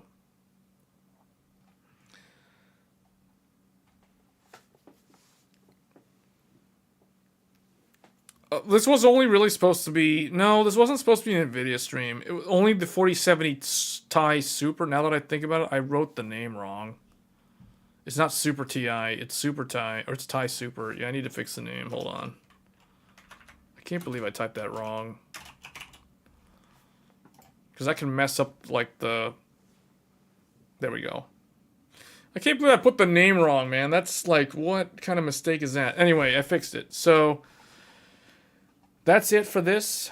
Now let's talk about... Well, okay, one more thing. I got one more story on AI, and then I've got nothing else to say about AI. So AMD's Instinct MI300X AI GPU is causing headaches for competitors as it receives massive interest. So this is basically the... In the business world, what you would call this, you'd call this the fast second, if you're speaking from like business terminology, whereas NVIDIA was the first mover with Grace Hopper and the DGX1 before that. AMD is the fast second. Now, I wouldn't really call it the fast second because it wasn't really, it took a while to show up. And the other problem is, to be a true fast second, you need to not only be second to market relatively quick, you have to be able to out-supply your competitor. So like if your competitor can sell like 50 units, or like let's say your competitor can do like, they can sell like 100,000 in a month, you need to be able to sell like at least that much, if not like more than that, up to double. Not necessarily double, but you have to be able to like out-supply your competitor, and you have to do it relatively quickly, and that's how you get the label of fast second. So I don't really consider this a fast second, but this is definitely like a second option. So, but it's finally here. This was something that they talked about like last year at like CEX or something, or not CEX, Computex. And here we got somebody from the AI world saying Brockham SMI freshly baked bread 8x MI 300X online. If you're building an open LLM and you're blocked on compute, let me know. Everyone should have access to this wizard technology called LLMs. That is to say, the next batch of Lamini AI LLM pods are here. So there you go. So, man, it looks so much like crypto when I see stuff like this. Like, the fact that it's monitoring the power consumption and the temperatures. The only thing that's not on here are, like, hash rate. That's the only thing that's not on here.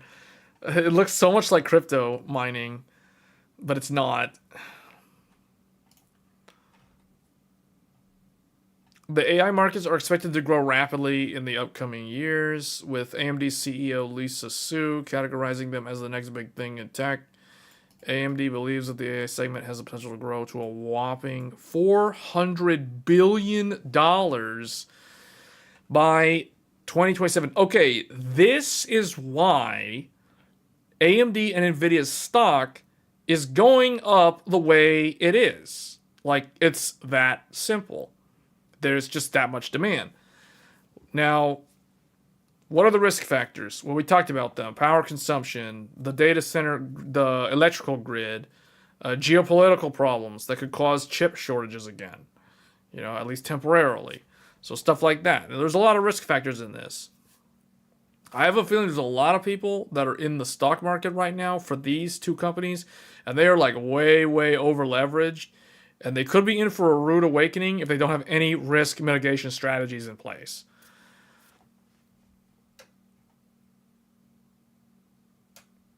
You thought I was being cheeky with the name? No. Like, I legitimately messed that name up. I don't know why. I just typed it all wrong.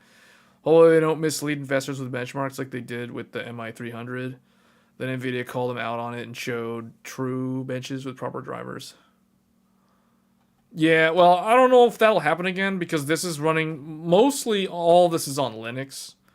So, kind of depends.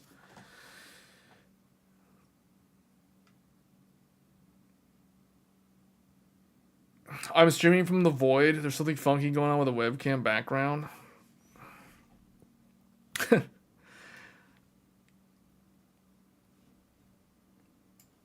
What's the name of your glass? You mean this?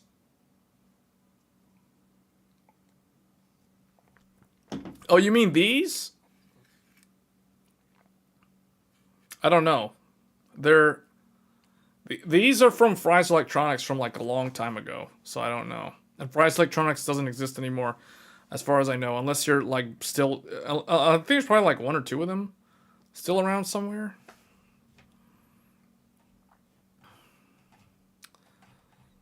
So we'll see what happens with that, but that's kind of their big play, their big push into the AI market, like at scale, not so much just like GPU based. But they're using the AI accelerator. Now, Windows 12 is supposed to come out this year, supposedly.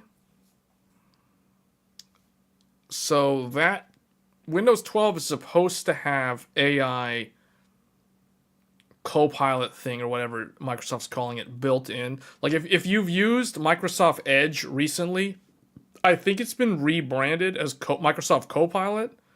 Or something like that. Or it's like Copilot's integrated into Edge now. So for those of you that don't know, Microsoft Edge already has like a chat GPT built into it. So that AI super duper spyware is coming to Windows 12. Like, just FYI. So just keep that in mind.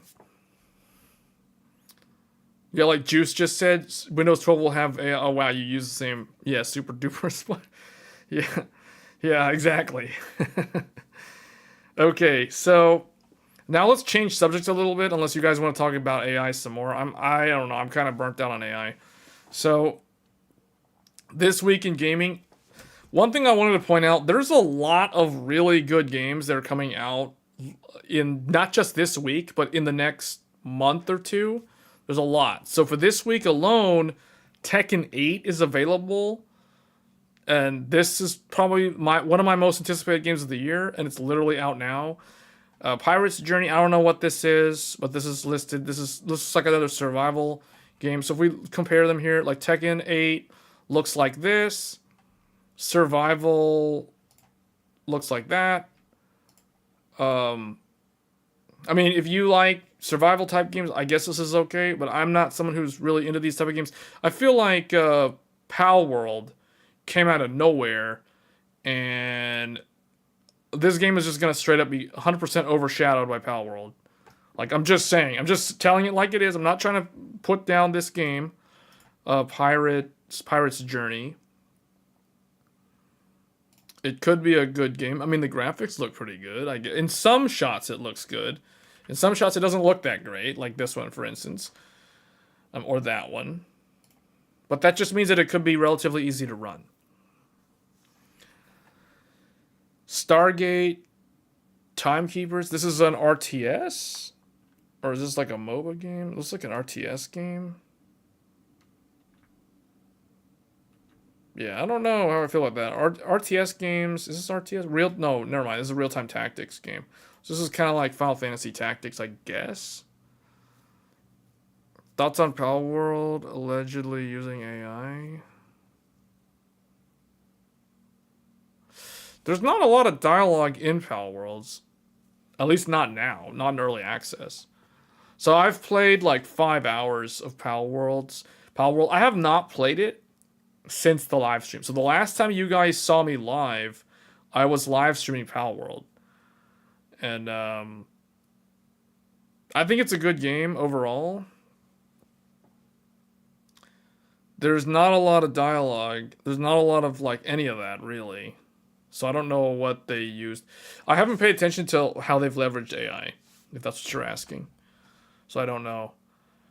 And Shrouded, this is another game I'm not really that interested in.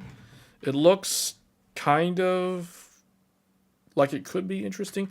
Like this is like some kind of wizard class. This is like, I don't know, like you're using a pick to mine gold or Ethereum or something. I don't know. It looks kind of strange to me. So you are flame born, last ember of hope of a dying race, awaken, survive the terror.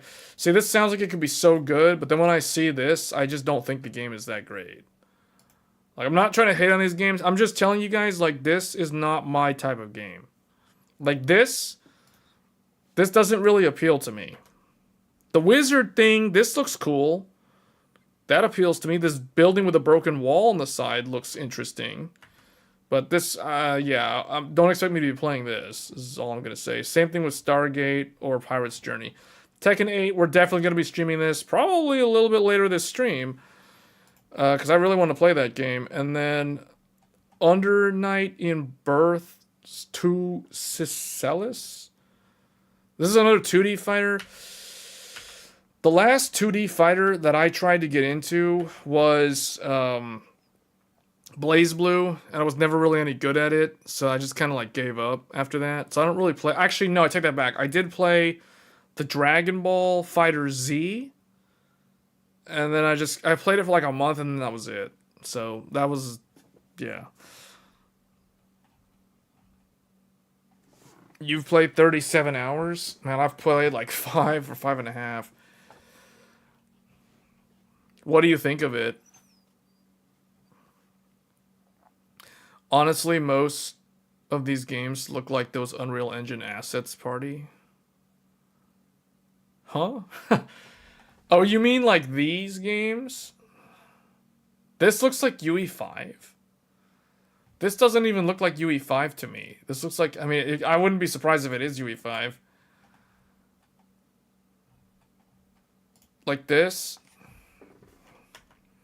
This could be UE4. Like, I don't see how this could be UE5. I mean, it could be. I mean, I don't know. Like,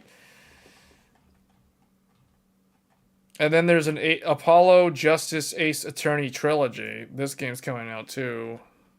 On what, the Switch? Wait, what? Okay. And then, okay, here's another one that I might actually live stream this. Like a Dragon, Infinite Wealth. I was not planning to cover this game, primarily because of Tekken 8. But this, I watched the reviews, especially the one from IGN, and I kind of, like, IGN gave this game a 9 out of 10. And for those of you that are not keeping track of IGN's review record when it comes to these kind of like these bizarre, crazy, over the top, this is basically like, oh wow, they're fighting a giant shark. They're literally fighting a giant shark, a great white, on a boat. What? See, like, this is the type of game that I would play. Like, this, I'm totally gonna play this. Like, 100%. This is better than this. Just saying. It's also better than this, although this is definitely a different genre, so it's not really a direct comparison. And it's definitely better than this. So yeah, this is a game that you can expect to see on stream probably this weekend. Probably this weekend. So, Like a Dragon, Infinite Wealth, based off of what I've seen, I've watched probably like 6 review videos on this game. because I was not planning on getting this game, but then when I watched the reviews, people were calling this like one of the best, if not the best, game in the Yakuza series. And I've only played a couple of those games. I played like one or two Yakuza games, and I played like Lost Judgment 2 or something. Or Lost Judgment, I think was the name of it. The one where you play as a detective. So it's kind of like a completely different take on like the these type of games. But this is, for those that don't know what this is basically like the Japanese version of GTA. Like, I don't know how else to describe this. It's like if a Japanese developer made Grand Theft Auto, this is what the result is. So, yeah, this I will definitely play. But Tekken has priority right now in terms of my like playlist. Tekken's number one, and this, Like a Dragon Infinite Wealth, is number two. So, and then for February, the only game that I'm tracking, so for those that are wanting to know what I'm tracking, Final Fantasy VII Rebirth. Oh wait, actually no, I take that back. There's another game. So Grand Blue Fantasy Relink, which I believe comes out next week. It's coming up real soon. That game I already have planned to cover. So the one game that's kind of the weird one that just showed up out of nowhere for me that I'm really interested in is Like a Dragon Infinite Wealth. Like, I wasn't expecting this. This is going to set the bar pretty high for Final Fantasy VII to compete with. I feel like this is going to directly challenge Final Fantasy VII for best RPG of the year. Because this game, if you guys are familiar with the Yakuza game, typically they're like action, brawler slash hack and slash type combat. This game and the one before it are turn-based, kind of like Persona and Final Fantasy, the traditional Final Fantasy games. So it's very much like Persona 5, Persona 4, Persona 3 Reload. It's like that kind of battle system. So if you don't like turn-based, you're probably not going to like this, although it's way more action-centric. And you can move around freely, even though you can't, like, you have to give your characters actions. You can't just, like, button mash and expect them to do stuff. So it's a different take on the Yakuza style. Seen Buildzoid streams OC into... I have not watched that. If I was going to do 4x48... Oh, wait. 4x48? Like, that's... What? I mean, I'm running 2x48 right now, and it's at 6400. So I don't really know, like, what's so great about that. But... that's interesting, I guess. But I plan to cover like 8,000 megahertz, like 2x24 8,000 at 8,000 megahertz in the future. But I've been able to do like 192 at 6,000, which I think that's kind of hard to do. And I'm literally running 96 right now at 6,400. I've been literally running it like that since May of last year. So I'm not sure his overclock to 6666. I mean, okay, his timings are better than mine, but I'm running at CL32 at 6400 since May of last year. So I don't really... okay. Be warned, this game may take 50 hours to finish. Yeah, no, I saw one review say that it's like 50 hours. Yeah. So it could end up like... It depends on how much I like the story, to be honest. In terms of how soon I'll finish the game. My goal is to finish this game before Final Fantasy VII launches. So I have from now until February 29th. So I literally have just over 1 month to finish this game. At least the story mode of this game. Because I'm probably only going to do like one playthrough. And that's going to be it. But the other game that I need to play that's coming real soon is Grand Blue Fantasy Relink. That is another RPG which I've already been waiting for like 3 years at this point, at least. And it's finally coming out. So, yeah, that one and this one, and then Tekken. Tekken, though, you know how that is. That's a fighting game, so it's like, yeah, whatever. But I do plan to play a lot of Tekken. So, yeah, I'm going to be covering this game. I might do a live stream on this. I actually have this game already running in the background.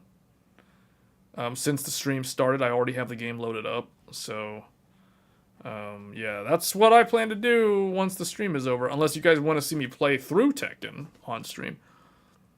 How you don't get sick from all those RPGs. I mean, I need to finish more of them, to be honest. Like, technically, I still need to finish Persona 5 Royal. And Persona 3 Reload is coming out real soon, but I'm not going to be able to get... Like, I made an executive decision to get this game over Persona 3 Reload. But I do want to play Persona 3 Reload as well. So it's like there's 3 RPGs that are all literally releasing within a week of each other. New Game Plus is behind a paywall anyway. Yeah, I heard that too. But yeah, I don't plan on really playing past like a single playthrough. So for me, that shouldn't be a problem. But yeah, that is kind of like, really? I don't know. Unless they unlock like specific things in New Game Plus, but I don't see why they would. Yeah, New Game Plus in Infinite Wealth is behind a paywall. Yeah, you're right. Yeah, that's true. That's true. That's fact. I don't know why they chose to do that, but they did. So anyway. Yeah. What else? So Final Fantasy is February 29th. Then we have... There's like 3 games, aren't there? Like, wait, where is it? I think there's like a story on this website about it.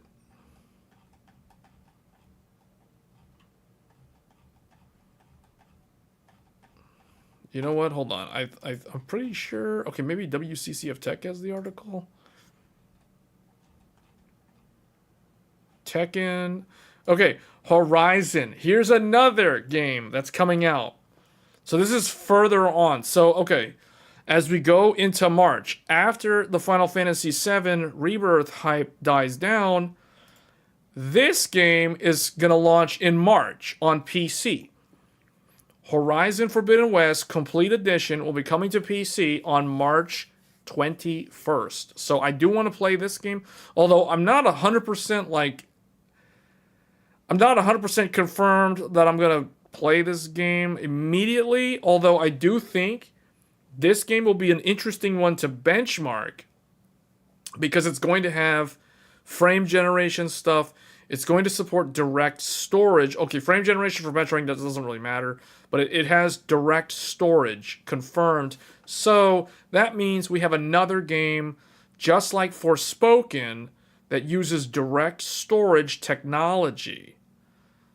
So this game I will probably also cover, although I'm not too crazy about finishing this game. So meaning this game could end up like Forspoken, Jedi Survivor, The Last of Us Part 1 Remaster. It could end up like another game that I just never finish, you know what I mean? Like it can go into that category, which is not ideal for me because I already have a massive amount of games in that backlog.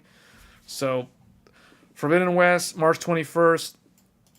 And then the other game that is... Let me just duplicate tab here. Where's the search? Rise of the Ronin. Rise of the Ronin also is coming out in March. Rise of the Ronin is probably going to be very good. It's probably going to be one of those underrated games that ends up being like super, super good. That flies under the radar. This one, as far as I know, is a PlayStation 5 exclusive, timed exclusive. So don't expect this one for PC. It's going to be kind of like Neo 2, if I had to guess, in terms of like it launches on PlayStation first, and then a year later it comes to PC. So this one is coming to PlayStation in March, on the exact same day as Dragon's Dogma 2. And then it will come to PC probably next year. I think. Because this is not like Ghost of Tsushima. Ghost of Tsushima, I think Sony is the publisher. Rise of the Ronin is Team Ninja. So Tecmo. So this should come to PC a year later. Just like Neo and Neo 2. Like Neo 2 was PlayStation 4. What was it? PlayStation 4 2020, and then PC 2021, if I'm not mistaken, for Neo 2. So every year, for those that don't know, every single year, just like clockwork, Team Ninja releases an action game that I am like really hyped to play. Let's think about it. 2021, Neo 2.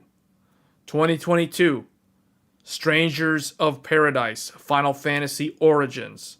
That was March of 2022. What was last March? You guys remember? Wolong, Fallen Dynasty. So, 2024, Rise of the Ronin. So every single year, Team Ninja puts out an action game. You can call it a Souls-like, you can call it whatever you want. It's their take on like hardcore action gameplay. So Rise of the Ronin is no different. It's going to be like the successor to Neo, the successor to Wolong, and Final Fantasy Origin. So all those games, this is made by the same people that made those games. So although this game looks significantly better than those games, and they're considering it Team Ninja's open world action game. So that is going to be a unique take, because Neo 2, Final Fantasy Stranger of Paradise, and most recently Wolong Fallen Dynasty, all of these games are mission-based, instance-based levels. It's not a fully interconnected world. So we could be potentially looking at an Elden Ring competitor with this Rise of the Ronin, because this is their attempt. The studio that brought you Neo 2, all these great action games, very challenging games. Some might argue that Team Ninja's Neo series is harder than From Software's Dark Souls series. And I would be inclined to agree with that statement. So we could be looking at an extremely hard open world action game, very similar to Elden Ring, except this would be in the Sengoku era of medieval Japan. So different setting, but it could be a fantastic game if you like hardcore, very challenging action-oriented gameplay. So I'm really stoked for this game. I'm definitely going to be playing this. And because I can't play it on PC, who cares? I'm going to play it on PlayStation 5. So I already plan on playing Final Fantasy VII Rebirth on PlayStation 5, because that's going to be PlayStation 5 only as well. So expect to see me streaming that off of PS5. And likewise, the following month, Rise of the Ronin, will be streaming this on the PlayStation 5.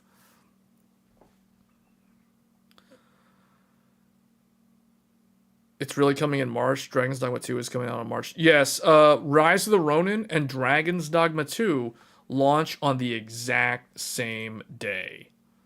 So we've got lots of games. Like, this is what I was saying at the very beginning when we transitioned from talking about AI to gaming. The first quarter of this year is jam-packed with a lot of like super anticipated games.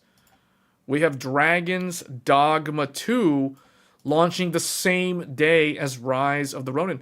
So for those of you that do not have PlayStation 5s and are kind of salty about not being able to play Rise of the Ronin, there's always Dragon's Dogma 2, which might actually be a contender for Game of the Year. So if I had to guess, as it stands right now, I would say that Palworld and Dragon's Dogma 2 are probably both going to... Well, okay, hold on a second. I have to rethink that statement, because I realize now Palworld is an early access title, so it cannot be considered for Game of the Year unless it has an official launch. This is the same thing with Baldur's Gate 3, because Baldur's Gate 3 was early access for a long time. It finally launched last year, so it finally got its Game of the Year award. So if Palworld doesn't launch later this year, then forget about Palworld. But as it stands now, if that was an actual launch, that could be Game of the Year. I mean, it's pretty good. I'm not gonna lie. And take it from someone who doesn't care too much about the Pokemon franchise, nor do I care much about the survival genre. You know, I don't care about either one of those genres, but the fact that I legitimately enjoyed playing Palworld, so that's saying a lot, because I'm not an easy grader when it comes to evaluating video games, and I thought Palworld was very good, even though it was early access.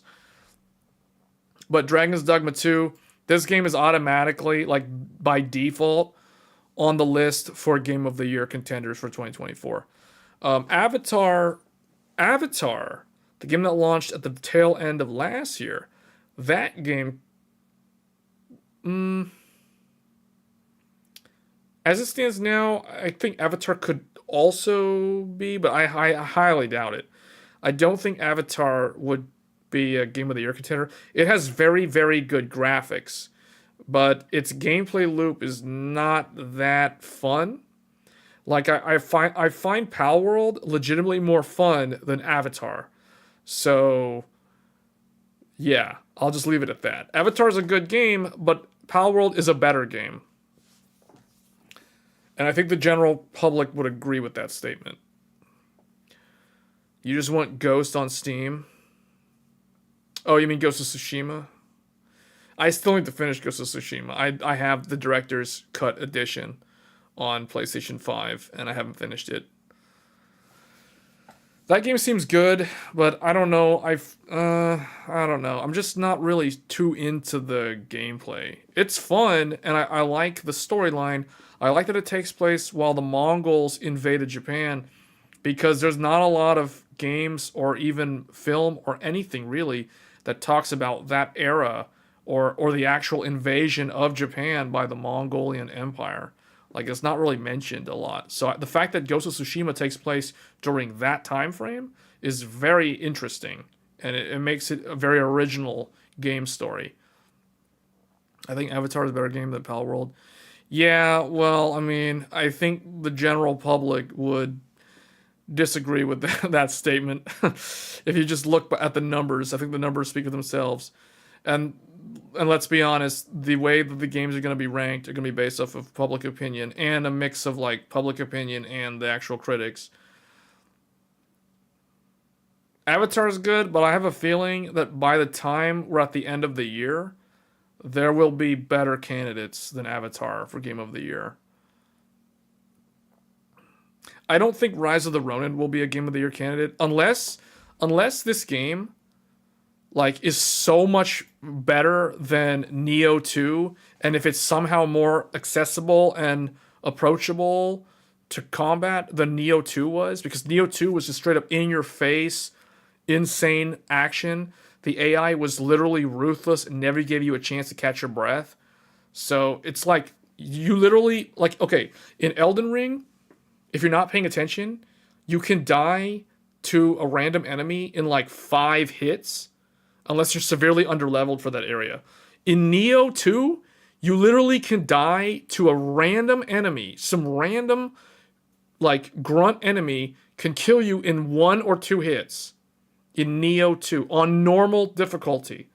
So if Rise of the Ronin has the same level of difficulty, I don't know if it will be a Game of the Year contender, because I feel like its accessibility will be too narrow. My major criticism of Team Ninja's games is that they don't understand. I feel like Team Ninja, unlike From Software, Team Ninja fails to understand the difference between making a game hard but fair versus making a game difficult just to make it difficult. That's the difference between Neo versus like Elden Ring or Neo versus Dark Souls. From Software's games are hard games, but they are fair And when you die, you understand why you died. In Team Ninja's games, like Ninja Gaiden or Neo or Final Fantasy Origins or Wolong Fallen Dynasty, sometimes you die and you have no idea what killed you. You don't know if it was a random projectile arrow or if it was just like some random mob snuck up behind you or stabbed you around the corner or whatever. Like you just straight up die and you're just like, what? What happened? Did I didn't fall in a hole like in a Mario game? So, you know, like stuff like that happens in these type of games. So I really hope that Rise of the Ronin is not like that. Because if it's just like Neo 2 in terms of difficulty, I think it's only going to attract the same exact demographic like me that plays those really hard games. But the people, I feel like if they want to get a wider audience, they need to adapt and make their game more approachable the way From Software made Elden Ring a lot more approachable. If they can do that and maintain the same quality that they've had in all of their action games, I think Rise of the Ronin could be like a sleeper hit, like kind of out of nowhere, like people consider this like a game of the year. If they can do that. If it's basically Neo 3, then, you know, whatever, it's Neo 3. With nice graphics, but, you know, whatever. It's like a lot of people called Elden Ring big Dark Souls. Rise of the Ronin could literally just be big Neo. So, since it's open world, you know.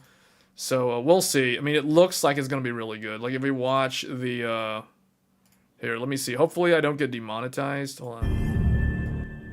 Is it going to have a lot of music? It is said that time marches to the beat of a drum. I don't know if this music is going to feel get like flagged. a lifetime for those caught in its deadly rhythm. And a lifetime can pass in the blink of an eye. But I don't know if I'm going to play this for anyone first or Dragon's Dogma first. Probably this, because I think Dragon's Dogma is more longer term. The only thing we know for sure is that time marches forward. Even if we are apart, still we are one. Without hesitation. See, this, Without remorse. you can tell this is on the PlayStation 5 and not PC, because if it was on PC, it would look better than this. Then the river directs the flow. Let's do this together.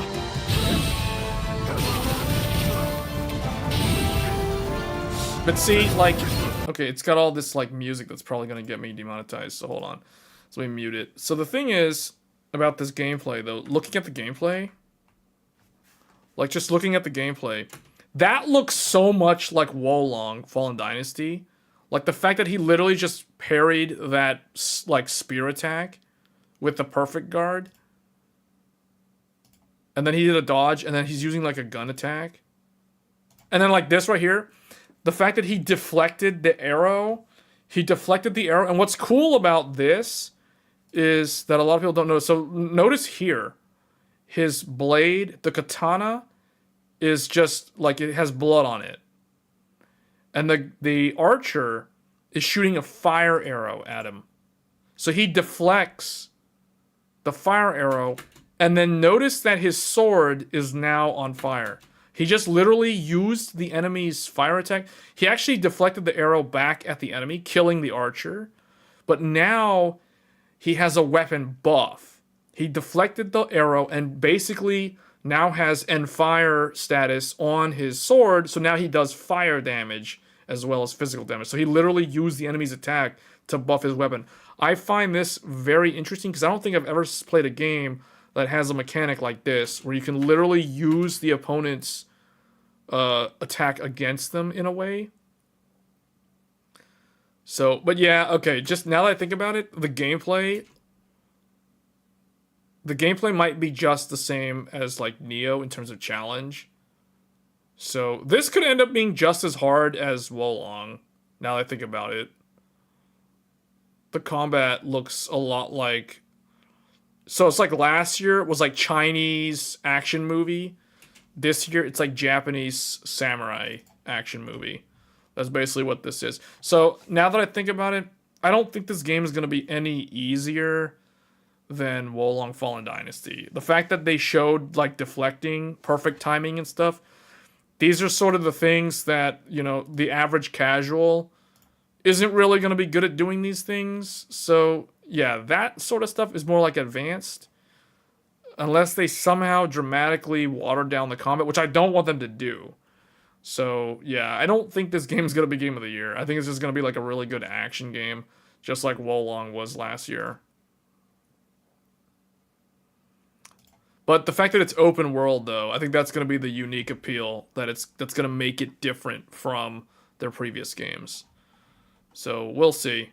That's definitely one that I'll be playing. So I guess my PlayStation 5 games that I'm going to be playing are this and Final Fantasy. And then after March, I don't even think I'm going to be getting any PlayStation 5 games for the rest of the year, as far as I know.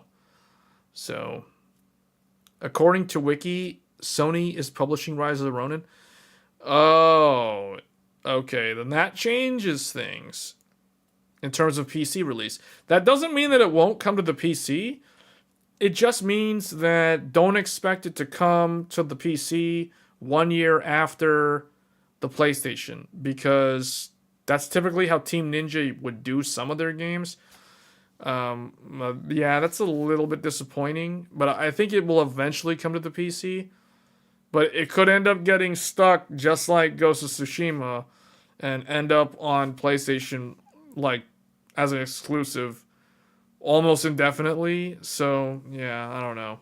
That could end up being the case.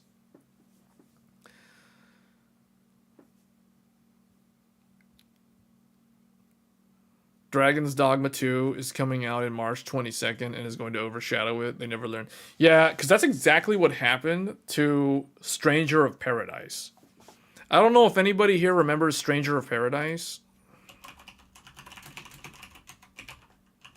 Do you guys remember Stranger of Paradise? You remember this game? Remember all the memes about kill Chaos? Jack is going to kill Chaos.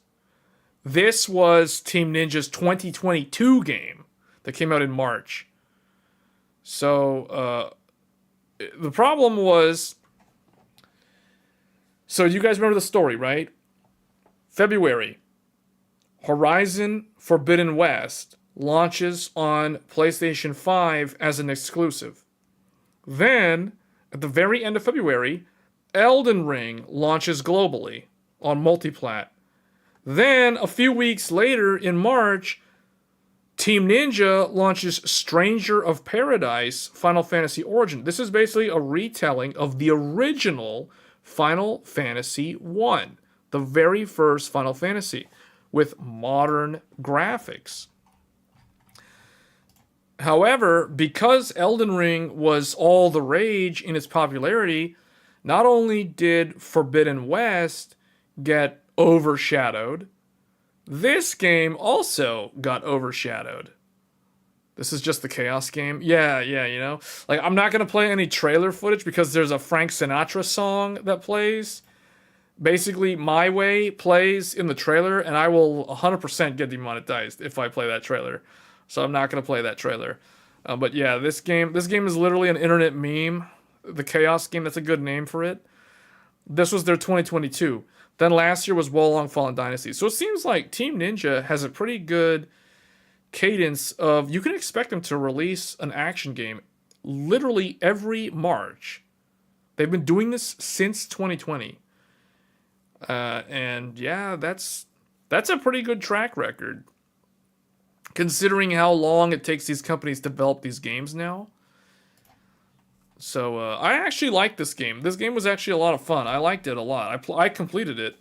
I completed this game, like, within the first month of it being released. That shows you how much I like some of these games.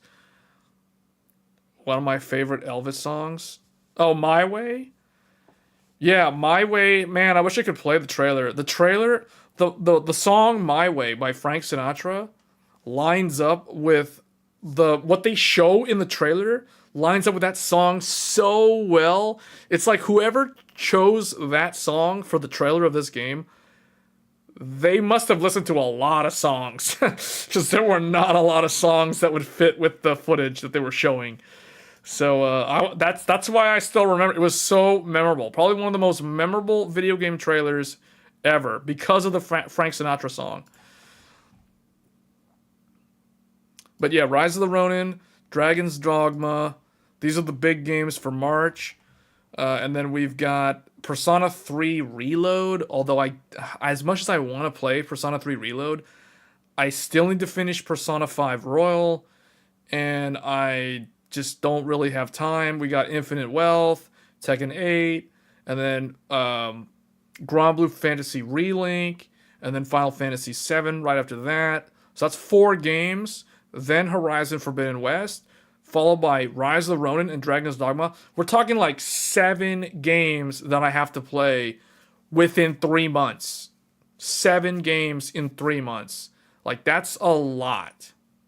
So you can see I have to kind of like minimize that list. So I might like not do Forbidden West. I'm not going to do Persona 3 Reload for that reason. There's just way too many games. But then after March, I don't really have any games on my list. So you guys tell me, what's a game that's coming out this year that you are interested in, or is one of your most anticipated games? That's not counting the games that I've already talked about. So that includes Dragon's Dogma. Because the only other one that I have listed is Dawntrail, which is the next expansion for Final Fantasy XIV. And I will be definitely covering that on stream, because Final Fantasy Dawntrail actually requires better graphics cards to run. Dawntrail requirements. Let's see if this returns it. Okay, maybe I don't know what I'm... Okay, hold on. Dawntrail. Why does it not know what I'm looking for? Final Fantasy Dawntrail. Dawntrail. What's the... Okay, visual upgrade. This is a while back. This is last year. But yeah, like this game, I'm definitely going to be playing this. But this is in the summer. So I've got like 13 games and then just nothing for the rest of the year except this. So, oh yeah, here we go. Okay, so the new requirements in order to play Dawntrail, they've upped the requirements. The new minimum system requirements for the graphical update is going to require at minimum a Skylake, and typically that means first generation Ryzen. So either like a 1700, a Ryzen 7 1700, or an Intel Core i7 6700 Skylake, or for the graphics, NVIDIA GTX 970 or a Radeon RX 480 and 8 gigabytes of RAM, 140 gigabytes or more of hard drive space. And okay, here's the thing. People are probably like, man, those aren't even high-end GPUs anymore. They're super old. Well, guess what? You need a 480 for 720p resolution. 720p resolution. That means the once mighty GTX 970 and the legendary RX 480 as the value king for like 5 years straight, like those can only handle this game at 720p. So that right there tells you that the graphics requirements for this game are going to be significantly higher than they were previously. Because these graphics cards used to be the recommended for 1080p. And now they're the minimum, they're going from recommended 1080 to minimum 720. So that's how you can tell the game is going to be harder to run. So now the recommended specs are Intel Core i7 9700. So this is Coffee Lake Plus. This is Coffee Lake Plus. So the equivalent to this from AMD would be a Zen 2 based Ryzen. So a Ryzen 3000 series processor would be the recommended processor. So the processor didn't really change too much, realistically. So it's mainly the GPU is what is going to require more horsepower here. So the GeForce RTX 2060 or the Radeon RX 5600 XT.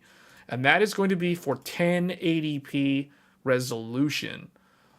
And again, the storage space didn't change. Now, they're recommending 16 gigs of RAM. I consider this the minimum, so I would say like 32, just to be safe. But yeah, resolution 1080p. If you have a graphics card similar to this, then and you're on 1080p, no problem. I would say for 1440p, this is probably going to need a Radeon, like a 6700 non-XT, or a 3060 Ti would be the recommended for 1440p, is what my guess would be based off of this.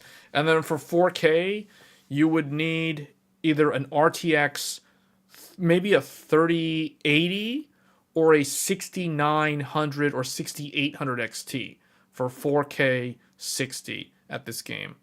So nothing super crazy compared to some of the newer games, but that is some pretty high-end specs for 4K for an relatively old game. So that is a significant upgrade in terms of the visual quality. How much the visuals got upgraded?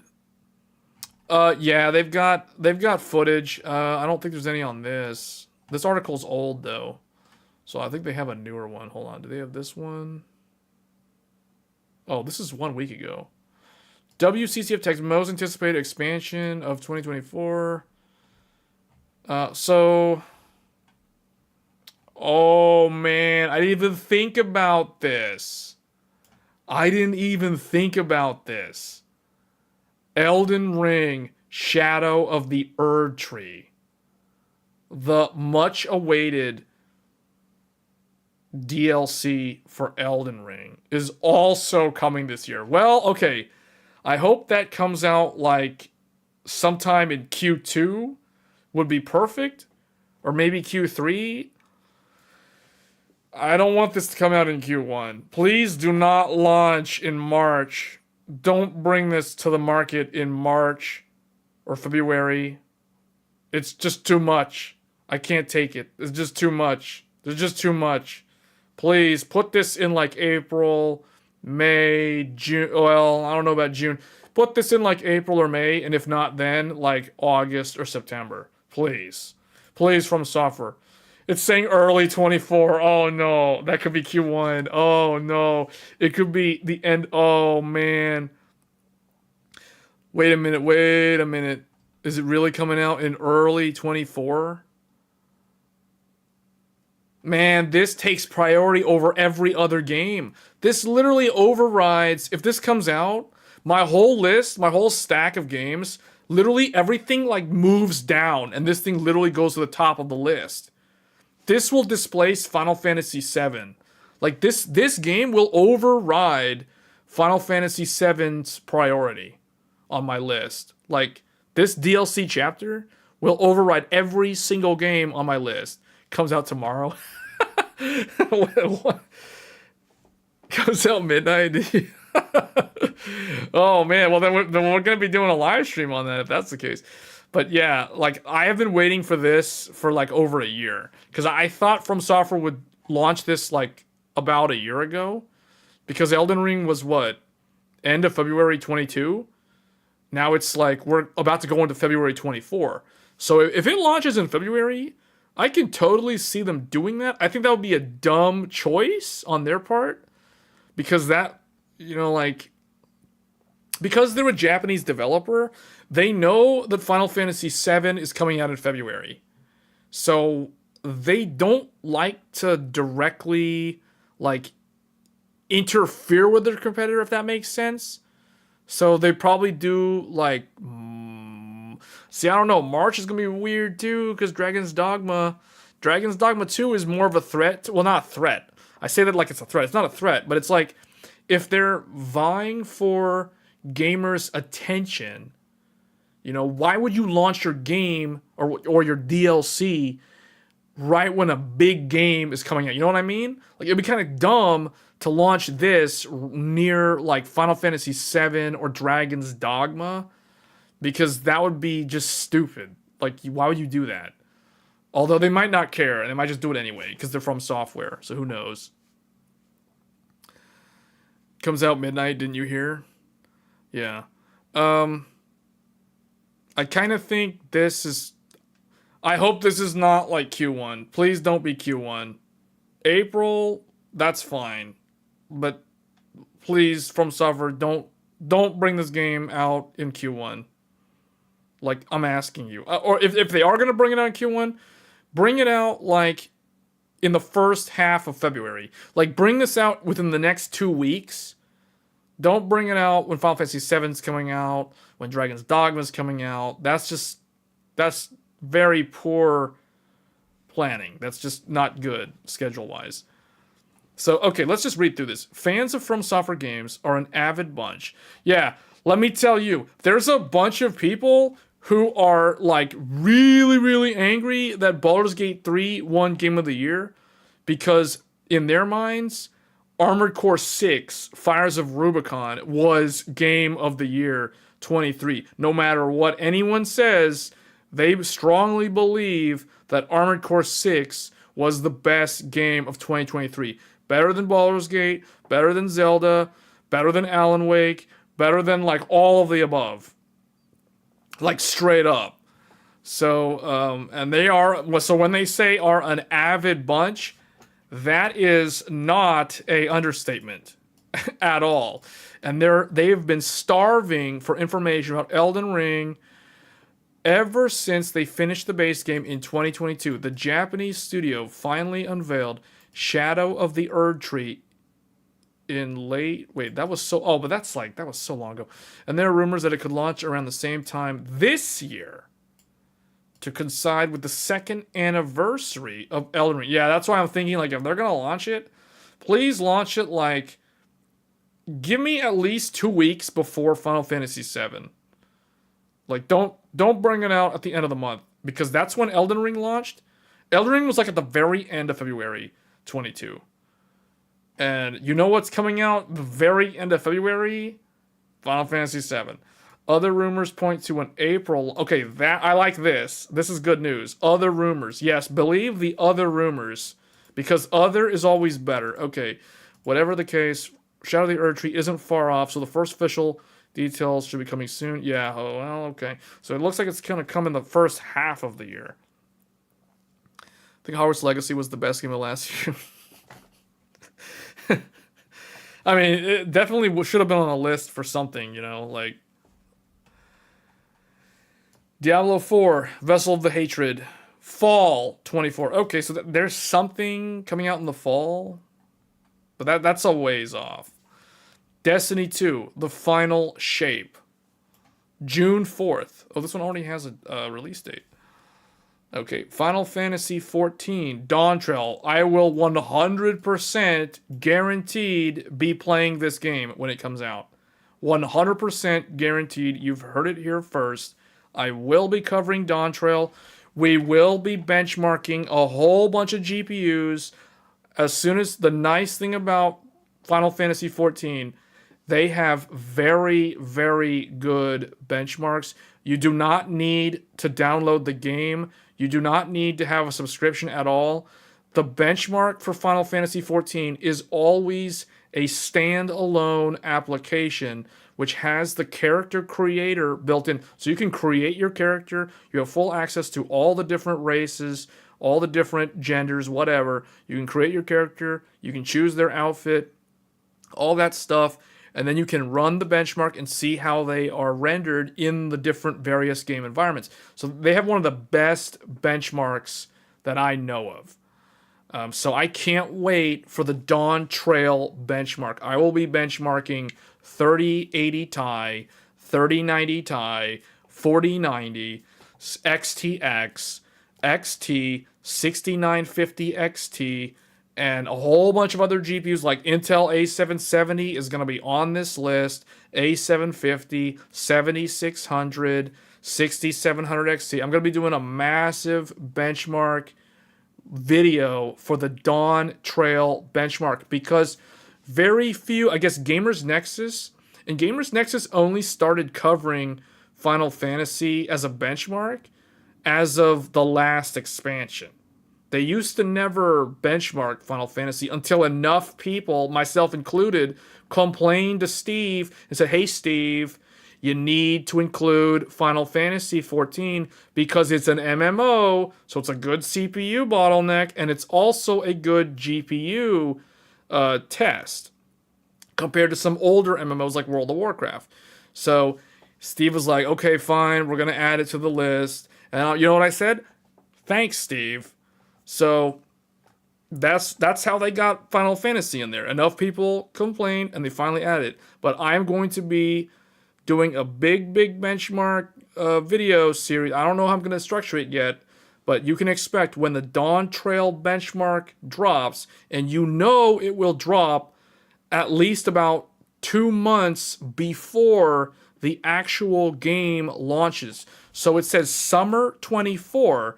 That means the Dawntrail benchmark application should be out in May or April or sometime in early June at the latest. So basically, Q2 will have the benchmark. So that gives me a good way to create content on that. I might do some CPU benchmarks as well. So 7950X3D, 7800X3D, 13900K, 7950X, 5800X, etc. 11700K Rocket Lake. I really want to see how well Intel's Rocket Lake 11th gen handles this game versus AMD's Zen 3 5800X. At least you got one of the best bundles from nvidia last year. They did a Redfall bundle too. Oh, unfortunately for me, I didn't get the nvidia. Like, I didn't buy the 4090 when the Redfall bundle was available. I was kind of sad. I don't have 11900K. It would be 11700K, the i7. But they're basically the same thing. They're both 8-core, 16-thread. So I really want to see how well Rocket Lake holds up in this game. Now, this game has always done well on Intel processors. But X3D, the X3D CPUs are the best ones for MMOs, like just straight up. But so, spoiler alert, I expect the X3Ds to win or to chart top. But we'll see, because there's a lot of tweaks to this game compared to the older ones. So I expect this benchmark to be harder to run. Wait, you have 11900K? That's true. I think you can still get them from like Best Buy. I think Best Buy still has 11900Ks. Should give Diablo 4 another shot. Yeah, when I got the 4090, there was like literally no bundle. But I got mine like in August.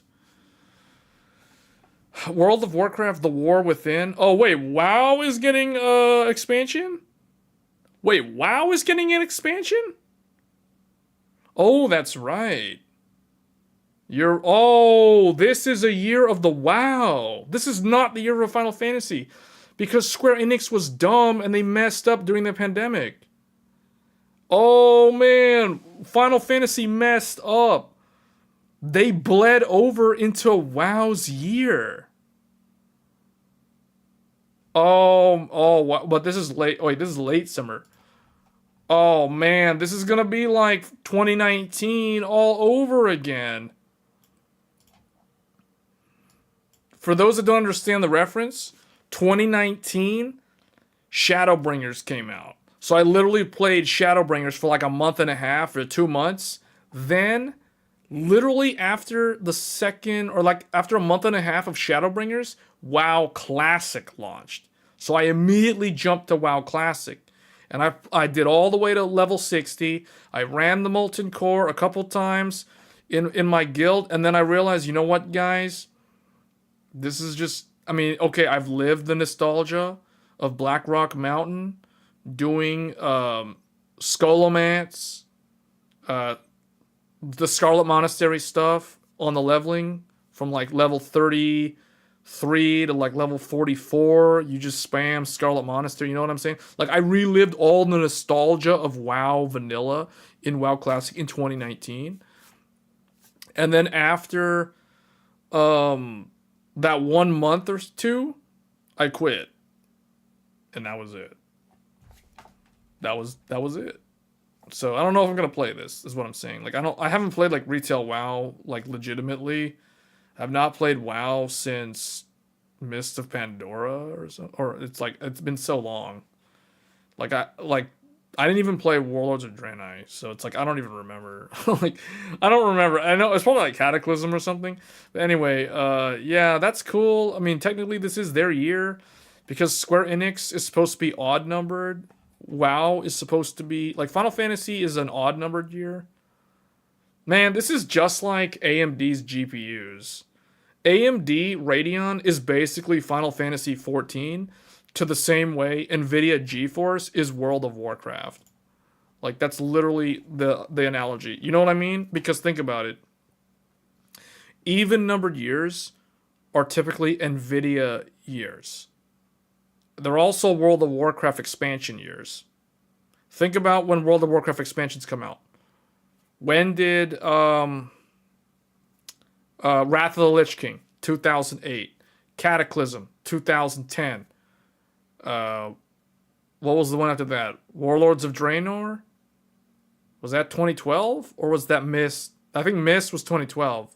Warlords of Draenor, 2014. Legion, 2016. And then Battle for Azeroth, was that 2018? Or 2020? I can't remember. Anyway, you guys get the point. Like, even numbered years are WoW expansion years. What else came out in 2010? GTX 480. What was 2012? GTX 600 series. You got 680. What was 2014? GTX 980. GTX 970. You got 900 series. What happened in 2016? GTX 1080. GTX 1070. 1060. Pascal 2016. What was 2018? RTX 20 series. What was 2020? RTX 30 series. You get what I'm saying? Every time WoW launches a new expansion, nvidia launches a new GeForce series. So if you guys want to know when a WoW expansion is coming out, look when a GeForce series is coming out. You guys want to know when a GeForce new generation is coming? Look at when the WoW expansion is coming out. Likewise, Radeon and Final Fantasy. Every time there's a Final Fantasy expansion, there's a Radeon generation. Let's go back and do the history. 2013, what did we get? A Realm Reborn 2.0. That was the rebirth of Final Fantasy 14. What came out that year? Hawaii GPUs. R9 290X. R9 290. Same time that this game went live. 2015, Heavensward. That was the first expansion of Final Fantasy XIV. That was summer 2015. What did we get? R9 Fury X, R9 Fury, R9 390X, 390. What happened in 2017? Stormblood, second expansion. What were the GPUs? Vega 64, Vega 56. Then we go to 2019. What was the expansion? Final Fantasy XIV, Shadowbringers. What was the GPU? Radeon 7, RX 5700 XT. You guys see what I'm saying? So that's what I mean. Like every time I look for a WoW expansion, or every time I know, like if I know there's a WoW expansion, I know there's going to be a GeForce series upgrade. When I know there's a Final Fantasy expansion, I know there's a Radeon upgrade. You know what's funny? This pattern broke. This pattern broke during the pandemic. WoW and nvidia, Blizzard and nvidia stayed the course. They managed to maintain their lanes. They stayed in their lane. Say what you want about nvidia being greedy and Blizzard being corrupt or whatever. Like, at least those two stayed the course. They stayed in their lane, their swim lanes, and they kept to even numbered years for their hardware and their game releases. Meanwhile, you have Square Enix and AMD. What do they do during the pandemic? What happened in 2020? That's an NVIDIA and a WoW year. You know what happened? Radeon was like, I got an idea, guys. Let's launch RDNA 2 right next to the 30 series. Let's do it. Let's launch our stuff in an NVIDIA lane. Let's swim over to the other lane, you know? Like, let's go over there. So that screwed it up for the Radeon. Now Radeon's on the same year as GeForce. And you know what Final Fantasy did during the pandemic? They're like, okay, we're going to delay the expansion by like 6 months. So instead of like summer 21, it came out at the, like literally December of 2021. So, and then, you know what they did? Then they're like, okay, we're going to go more than the actual 2-year cycle to get us back on track. We're going to give ourselves another 6-month delay for Dawntrail. So Dawntrail was supposed to come out literally last month if it was to be on track with the previous expansion. But they're like, no, we're going to go like 6 months. We're going to go into the summer. So, because technically, if you guys do the math, do I need to open up Paint? Does everybody want to see Paint? We got to do something with Paint on this stream. Let's draw this out, because Square Enix and AMD are the ones who kind of screwed everybody over, because they make it harder on everybody's wallets. Like, I don't know how else to say it. You know, like let's do the math, or let's do the years here. 20. We'll just do like 15. We'll just do 13. Man, I hate Windows 11's Paint. It's so garbage compared to Windows 10. Like, I don't understand why it like always wants to like space it out so weird. Anyway, 2021, 2023. Okay. So, and then I guess 2025.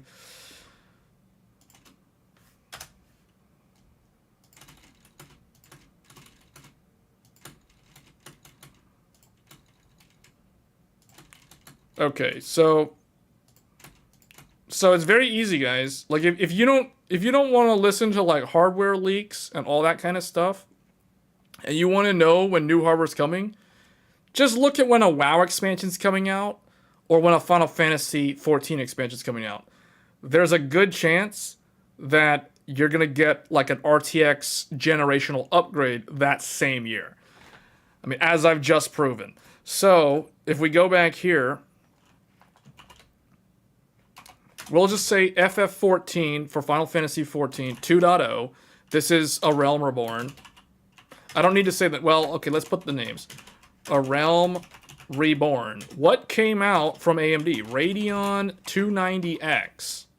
So you had like their new generation came out in 2013. What about 2015? You had Final Fantasy 14 3.0, which was Heavensward. And what did we get from AMD? You guys remember? R9 Fury X. I'm just going to put the flagship so I don't have to type so much. So this was 2015. Then, in 2017, we got FF14 4.0 Storm Blood. What was it? Raubon Extreme. Anyone who plays it knows exactly what I'm talking about. They get that reference. And what was the GPU? RX Vega 64 was the flagship. Use the AI generation feature of the new paint to generate the timeline for you.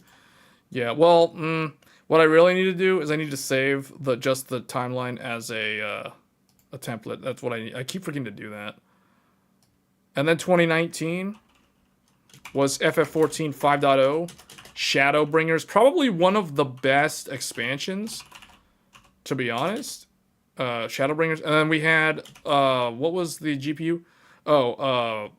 Radeon 7, which was kind of a joke. But then also the RX 5700 XT. Why is it not, like, typing? Why does it do that? Like, I type sometimes and it just, like, does whatever it wants. Okay. There. So it depends on, like, do you consider this the flagship or do you consider that the flagship?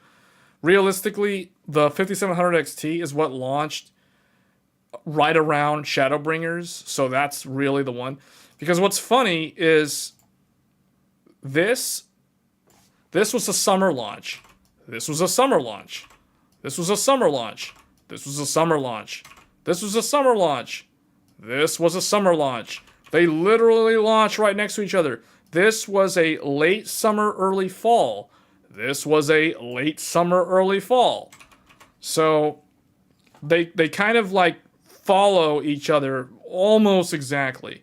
So the pattern breaks after this because AMD was like, hey, let's do 2020. Let's do RDNA 2 for some reason. Let's launch in Blizzard and Nvidia's lane for some weird reason. And then Final Fantasy's like, oh, the pandemic made everybody work from home. We're so behind schedule that we can't launch the game until like the very end of 2021. So then what ends up happening is in 2021, at the very end, you get Final Fantasy 6.0 Endwalker, which is the current expansion. But this was at the very end of 2021. At end of 2021. So this is where the pattern breaks. You guys see what I'm saying? So it's like the pattern broke because of the pandemic. So meaning I don't really know. So there's so much more predictability. So Nero's saying, does that mean an RDNA 4 summer launch? Possibly. But the thing is, the pattern is so broken now that they're no longer in sync with each other. Like, if you guys think, like, this was, like, literally December. This is December. So, because if you look, we'll just call this summer. And man, I hate how this, like, does that. Like, I hate how the new paint, like, likes to do, like, a line underneath. These were all summer releases until Endwalker, which was literally like a winter. Endwalker was winter. It was like 2.5 years later. You know what I mean? It broke the pattern. Like, it severely broke the pattern. So it's very hard to predict because what ended up happening was you had 2022 RDNA 3. And then you didn't get an expansion. You got a WoW expansion that year, I think, if I'm not mistaken. So, what did we get last year? Technically, last year, summer of 2023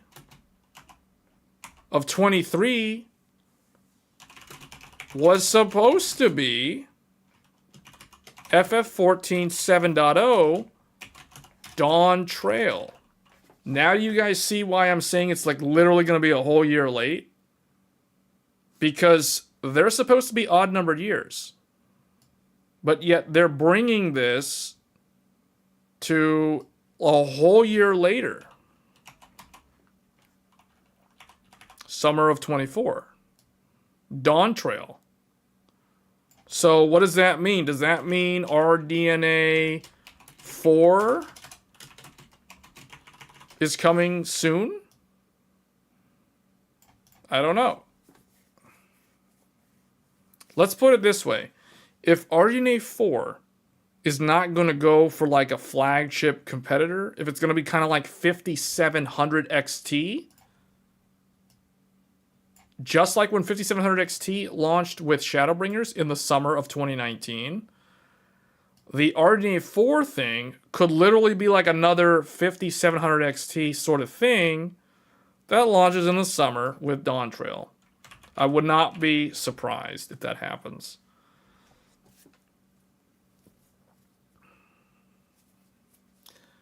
By the way, the Force what? The Force Silo? Oh, the Force Silo? What the Force Silo? What is that? NVIDIA 3D graphics settings and NVIDIA profile inspector couldn't run SLI with every game.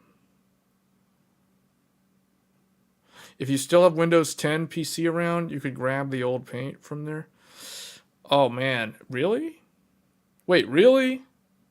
You know what? I'm 100% going to look that up later. Because I do have a laptop. I have an old laptop that's on Windows 10. But I really miss the old paint. It was so much easier to use than the new one. The new one thinks you're trying to write an essay. And it's like, it doesn't... I want to draw a diagram. I don't want to, like, write an essay. And it's like, it keeps trying to add, like, indent lines and all this stuff automatically. It's super annoying. I don't understand the comment. Force SLI. Oh, force SLI on. What does that have to do with this? I'm confused. What's that about? Unless there was some comment earlier that I didn't see. I don't know. So, similarly, every time there's a WoW expansion, there's a GeForce series generational upgrade. So it's exactly the same. The nice thing about nvidia and Blizzard is they never changed their cadence.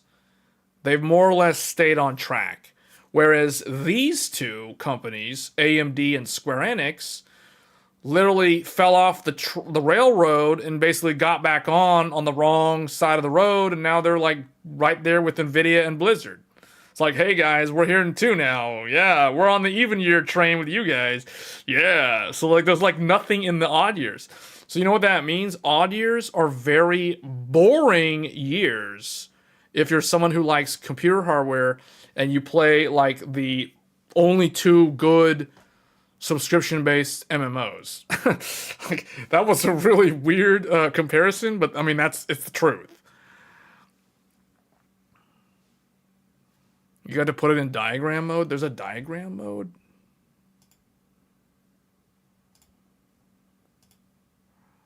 All right, well, I'll look into that later. But anyway, that's basically that's kind of like a history. So I like the timeline because, like I said in previous live streams, I don't need somebody to tell me like hardware leaks or video game leaks. I don't need that info. Like, I really don't need that info because I can literally infer when stuff is supposed to happen based off of looking at the past. You study the past to understand the future. It's almost like I'm a historian. I'm like an unofficial historian because of how many times I look at the past to predict the future. Isn't that weird?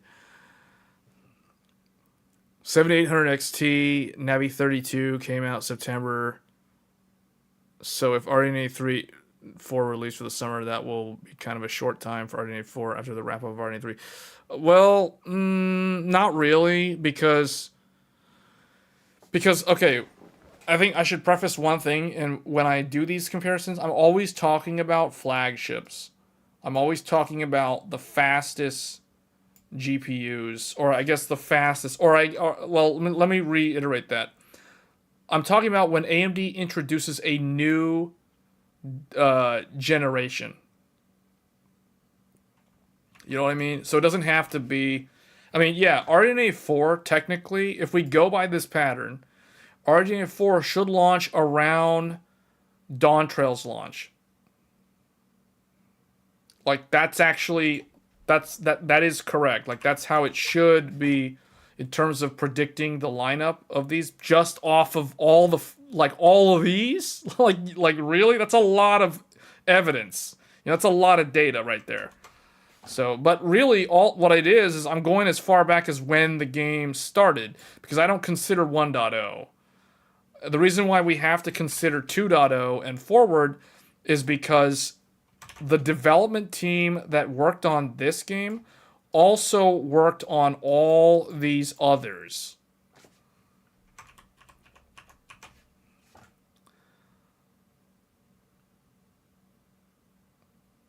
If the game boots, it will probably use only one GPU anyway. Oh wait, what's the question? Because you made an SLI, I was just asking if you use the Force SLI... Oh, you're talking about that video. Okay, I know which video you're talking about. The one with the 1080s in SLI. NVIDIA Profile Inspector to make the game work with SLI. Is it possible to run new game? So a couple things could go wrong there. Either the game will probably just use one GPU, regardless of what you say, if you try to force SLI, or you could end up with severe micro stutters, like severe stuttering, because the timing between the GPUs, the game is not designed to scale with SLI. So you could get vastly reduced performance if you force SLI in a game that doesn't have an SLI profile. So it kind of depends on how the game was designed and how well it can scale with multi-GPU. And from what my own testing has shown, new games do not scale with SLI. So it's like if you force SLI, you usually get worse performance than if you just left it alone and using one GPU. So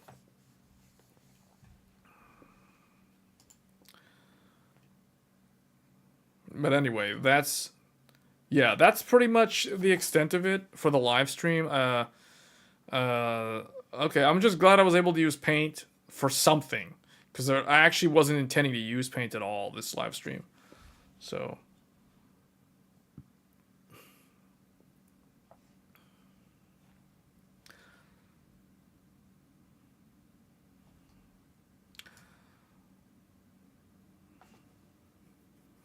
how would I know? Like it literally went on the market yesterday.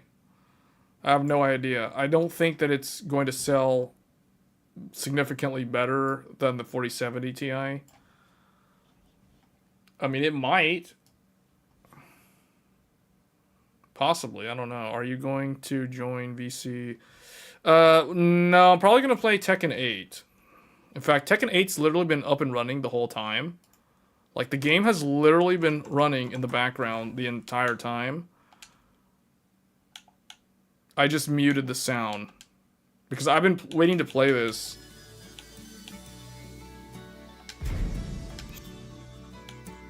So, the full game is out, for those wondering. Oh, you can actually do CPU versus CPU. Turn this off. Buy tons of AMD stock.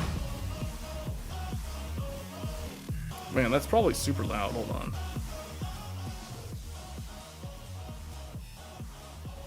I can finally see the entire cast. Like, okay.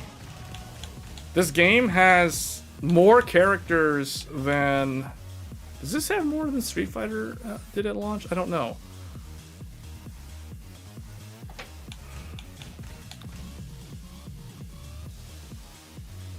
Man, Devil Jin looks so evil. He looks so edgelord / evil. Wow. Jack 8. It has more than Street Fighter 6? Yeah, that's what I thought. I mean, it looks like it definitely has less than Tekken 7, but keep in mind, Tekken 7 has all their DLC characters now. I'm so glad that Akuma is gone, because I hated him. I hated Akuma. I don't know. Like, I kind of wish Elisa, or it's not Elisa, what was the name of the vampire girl? The weird, what was her name? Eliza. I wish Eliza was still in the game. She might be DLC, because she is actually an original Tekken character, whereas Akuma is literally a Street Fighter character that was crossover into the Tekken series for that one game. Noctis from Final Fantasy 15 is gone, but as far as I know, this guy, Victor, is his replacement. I really think this guy is the new Noctis as far as the fighting style goes. So, is Lei Wulong in here? Man, Lei Wulong is not in here either. So who is... Okay, Zafina managed to make it into the game as an original character for once, because she was DLC in Tekken 7, but she was a new character in Tekken 6. Claudio was new in 7, so he's an actual new character from that game that's returning. Paul's been around since Tekken 1. Raven's been around since Tekken 5. But It was actually a female Raven. Master Raven was in Tekken 7. So this fighting style was represented by a female character in the previous game. So now it's back to the original Raven, the male character. Alright, this is Noctis's replacement. Reina is a new character, but I think she's supposed to represent Heihachi's fighting style, or at least be somewhat remotely related. Master Raven was Raven's master. Yeah, but it was basically the same fighting style. Azuzena, I think she's definitely new. She's a new character. Shaheen was new in Tekken 7. I think he was new in Tekken 7. So he's a returning new character from the previous game. Law's been around since Tekken 3, I think, or Tekken 2 or 1. Leroy was an original new character that I might actually main Leroy because I really like his Wing Chun. Like, I like his fighting style. He was new. He was not new. Okay, he was new in Tekken 7, but he was a DLC character that showed up later. Like, he was not in Tekken 7 at launch. He was a DLC character that was added later, but I guess he was so popular they like brought him over. I mean, I might main him as one of my top 5. I don't know. I really like his fighting style. Leo or Leo. Leo was new in Tekken 6. Yoshimitsu has been around since, I think, Tekken 1 or 2 or 3. I forget exactly which one, but it's definitely from PlayStation era. Fang Wei was new in Tekken 5 on the PlayStation 2. Warang was new in Tekken 3 on the PlayStation 1. Nina is one of the OG original characters from the original Tekken 1. Kazuya was new in, I think, in Tekken 2. I think he was Tekken 2 was the first one with him. Maybe Tekken 1. I think he was Tekken 2 though. Well, I'm not 100% on him. He's either Tekken 2 or Tekken 1. Jin was new in Tekken 3. However, his fighting style in Tekken 3 is basically what Devil Jin's fighting style is, sort of, without the flying around. Because his karate fighting style is new. Well, it's been around since Tekken 4. So this character's fighting style has been around since Tekken 4, but the character has been around since Tekken 3. Kazuya was Tekken 1? Okay, yeah. Alright, I thought so. It's like, I can't remember. I know Paul, Nina, Heihachi, they were all Tekken 1. And I was like, is Kazuya Tekken 1? I can't remember. But yeah, he's Tekken 1. Xiaoyu was new in Tekken 3 alongside Jin and Warang. Here's one where I forget. Lee was either new in Tekken 3 or Tekken 2. I don't think he was in Tekken 1. So you guys are going to have to help me on that one, because I know he was from one of the first 3 games. Well, he was either in Tekken 2 or Tekken 3. I don't think he was in Tekken 1. I'd be surprised if he was in Tekken 1. Asuka, she was new in Tekken 5 because they got rid of June. June was originally from Tekken 2, and then I think she was not in 3, but she was in Tournament, the first Tekken Tournament. And then Tekken 4, there was no one representing her fighting style at all. And then in Tekken 5, they brought back June's fighting style via Asuka. So Asuka's new in Tekken 5. Appeared after the fall of G-Corp. So that means he would have been... He might have been Tekken 3? He's definitely not new in Tekken 4, though. I don't think he was Tekken 4. I think Leah's from Tekken 1. Really? He's really that. He's been Tekken 1? Panda and Kuma, I think they are Tekken 3? I think these two might be Tekken 3. I cannot remember when they introduced the bears. Like, I don't remember. They're definitely older than like Tekken 4. I know that. Man, this makes me really like... I didn't expect to test my knowledge on like when these characters were... Like how old some of these characters are. The bears I think are Tekken 3. Or maybe Kuma was Tekken 2. I don't know. It's one of the PlayStation games. I know they were in the PlayStation games. Lily was new as of Tekken 6, Bloodline Rebellion. So when Tekken 6 launched in arcades, originally Lily was not... actually, no, I take that back. No, that's not right at all. Lily was added in Tekken 5 Dark Resurrection. That's right. Dragunov and Lily were Tekken 5 Dark Resurrection. So when Tekken 5 launched, they were not in the original, but they were in the arcade update, and then eventually made it to Dark Resurrection on the PlayStation 3. And the PSP. Leah's Tekken 1. Okay, so he's one of the OG. He's one of the OG. What was Law? Was Law in Tekken 1? Because he's either Tekken 1 or Tekken 2. Now that makes me wonder, because if Lee is actually Tekken 1, then... Because I always thought Lee was like Tekken 2 or 3, and Law was like Tekken 1 or 2. So which one was Law? Because now I'm confused. I think Law... That means... Wow, that means Lee's fighting style is one of the OG? Wow. Yeah, the ones I forget... Man, Law's Tekken 1? Man, I need to, like, boot up the Tekken 5, because Tekken 5 has Tekken 1, 2, and 3 arcade in it, so I'd be able to tell from that game. What about the bears? What about Kuma and Panda? Because these are the ones I don't really remember either. These are probably Tekken 3, or maybe one of them is Tekken 2. Maybe Kuma is Tekken 2, and Panda is Tekken 3.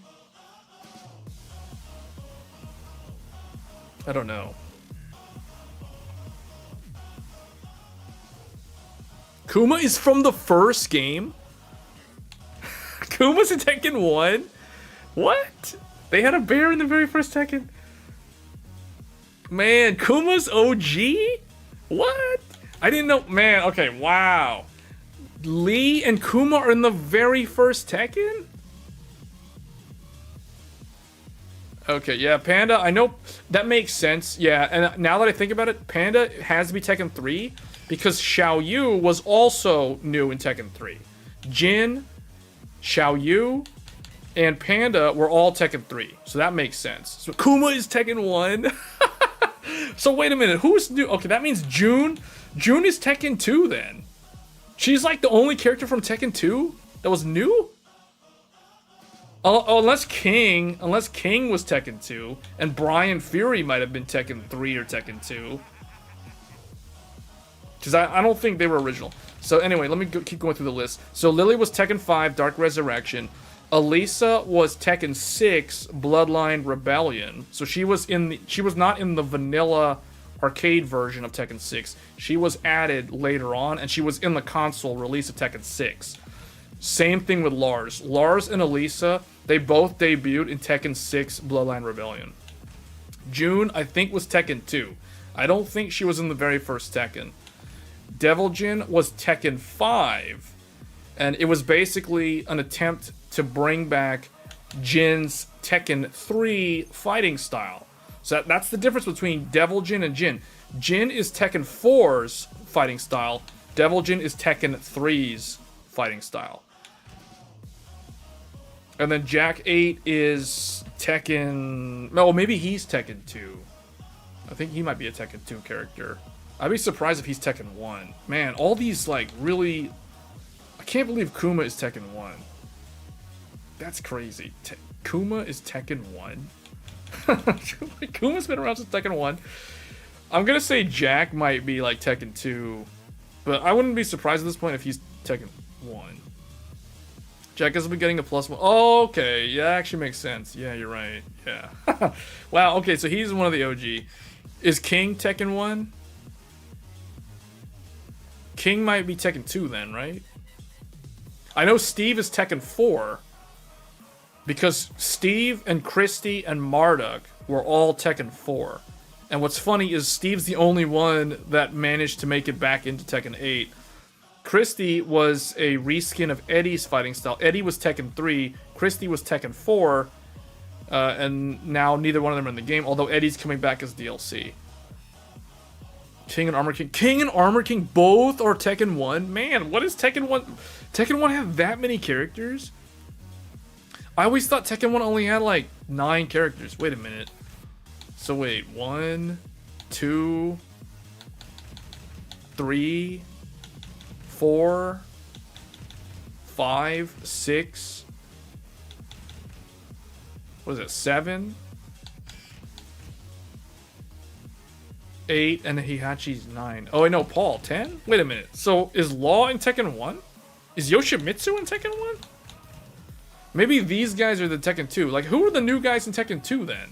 Dragunov is Tekken 5 Dark Resurrection, just like Lily. So it's like, who is Tekken 2? Who was new in Tekken 2 besides June? Do you experience any crash so far? No.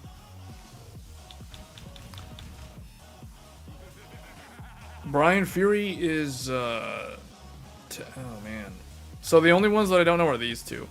Tekken 2 is only a figment of your mind. They skip straight to 3. Yeah, it seems that way. Yeah. No, June is Tekken 2.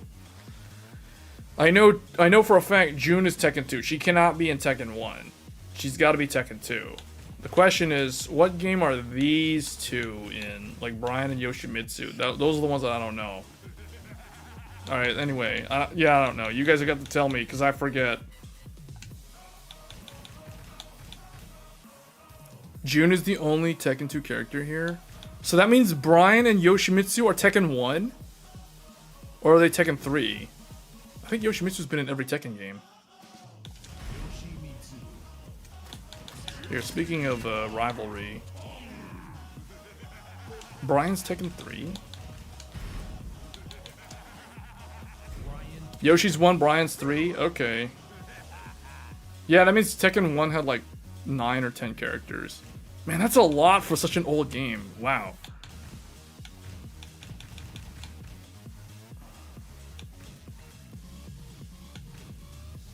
Does Street Fighter give you the details on the stages like this?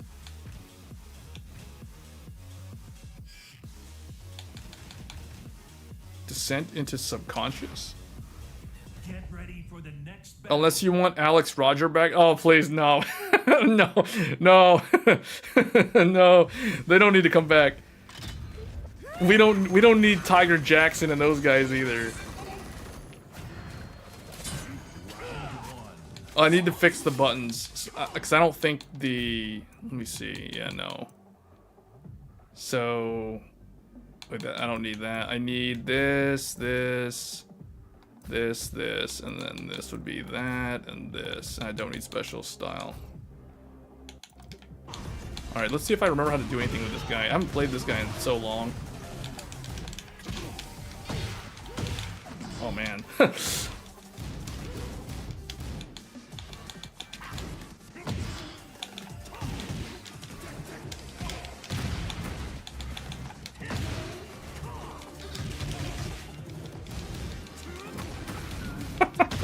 Whoa.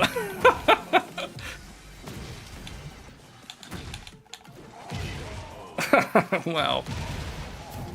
Yoshimitsu is one of the most like entertaining characters. To watch people that are good with this character is probably one of the most entertaining things to see in a fighting game. Because he can do like so many ridiculous things. Like this.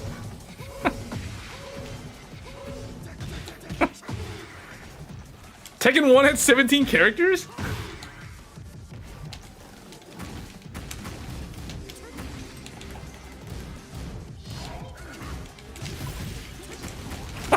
This is so stupid. Like, you can just, like, spin to win. Yoshimitsu is literally the definition of spin to win. Look at that. How did he... What? How did he cancel my...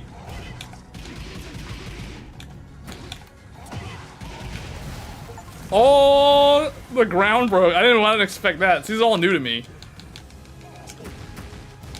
This is like the perfect stage for Eliza, but she's not in the game. Spin to win. I like if you hold the button down too long, he gets really dizzy. Man, I'm gonna have a lot of fun with this game. I can't wait to like play through story mode, because the thing about Tekken, here's the thing that makes Tekken, in my opinion, the best fighting game series as an actual franchise. The game has a level of humor that I think just resonates with a wider audience than the humor in like Street Fighter, which doesn't really have too much. The other thing too is I really think, now this is an opinion, I think Tekken has the best music for a fighting game. Like, it just straight up has the best music. Like, hands down. Let me see. Let's see what Kuma... Oh, wow. Kuma's got, like, a polar bear mode, too. Let's fight Raven. His old Tekken 5 outfit. I like how they brought back their classic outfits from when they first debuted.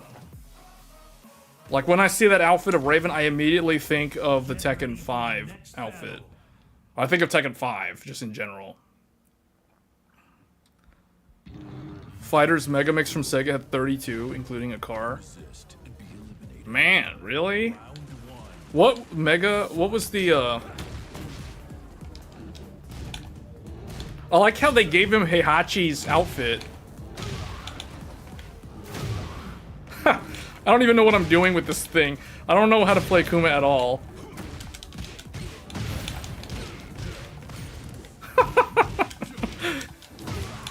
This is probably such an annoying character to play against. Does he have Flash Punch combo? No, he has some other weird, like... He has Bear Hug, or he has the Maul attack. He has the Bear Hug.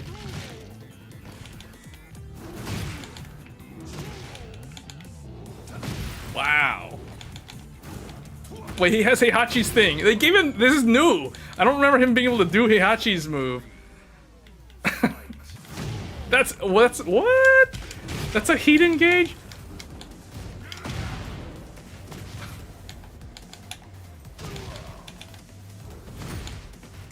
Man, I don't not know how to play this guy. I don't know his strings.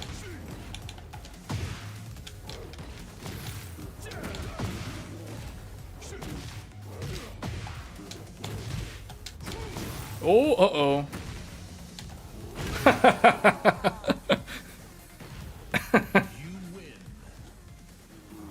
Man, you know what? You know, Roger Jr. was in so... Like, wasn't Roger Jr. in both tournaments?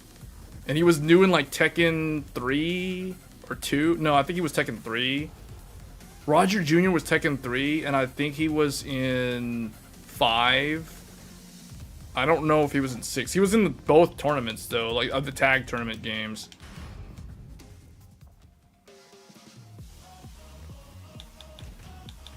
Let's see who else. Let me see. Let's see what Law can do. Let's fight Warring. Ultra hard. Angel, Lee, Bruce, but okay. Angel wasn't Tekken 2. Oh, Lei, Bruce. Okay, yeah. See, a bunch of characters aren't even in the game anymore. Like. Although, like, Warring replaced one of those guys. Bruce was replaced a couple of times with different characters, but never truly a direct replacement. Although Bruce was in Tekken 5, if I remember correctly. Whoa, okay. Wait, they changed the way his 2-2 is different now. It doesn't do, like, the... Whoa, man, Law seems way different. I don't know. This is gonna take some getting used to. A lot of what I'm used to from his kick strings from Tekken 7 are different. That's definitely different. That's the same. That's the same.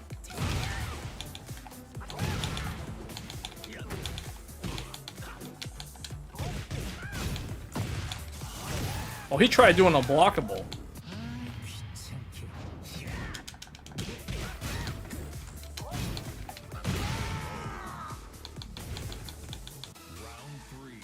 He does the Bruce Lee taunt.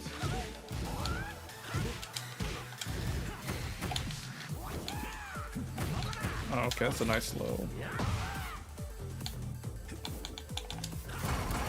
Power Crush.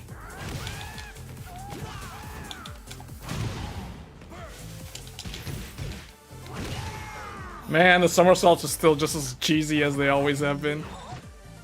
That was actually really fast. I didn't realize I would be over that fast.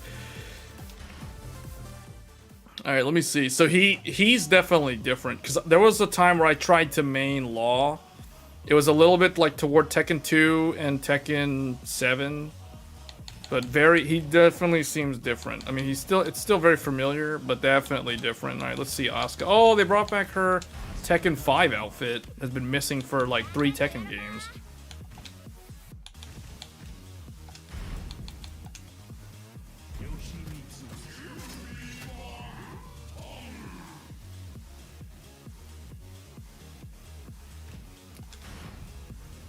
Because I'm just curious how much they changed some of these. Because if they change a lot of Law's his kick strings, especially like the right kick. Just straight up cheats. I like that the AI knows how to use his more cheesy stuff like the helicopter.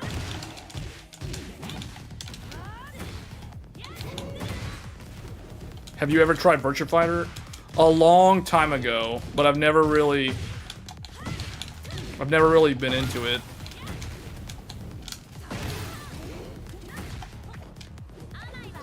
Counter. Wow.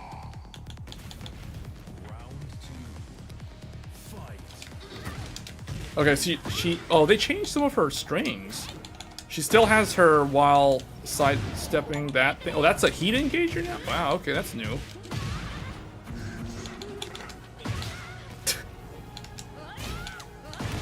Yeah, they gave her some interesting...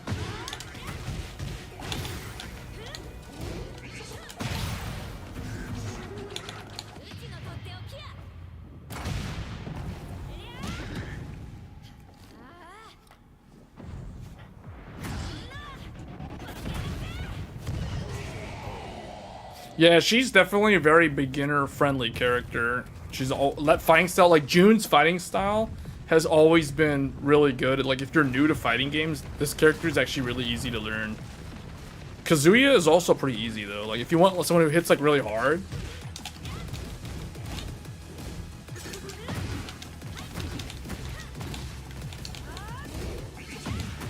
Okay, that's still in the game. I think that's something that they took out in Tekken 7, or they changed the way the input works. It's back to the way it was in Tekken Tag.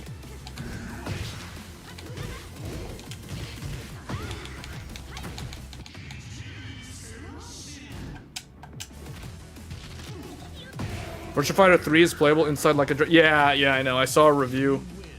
That's like a PlayStation 1. Isn't... Virtua Fighter 4 is PlayStation 2, right? Because I've only ever played Virtua Fighter 2, or no, I've only ever played Virtua Fighter 4, which I think is PlayStation 2, and Virtua Fighter 5, which is PlayStation 3, if I'm not mistaken. I think that's the case.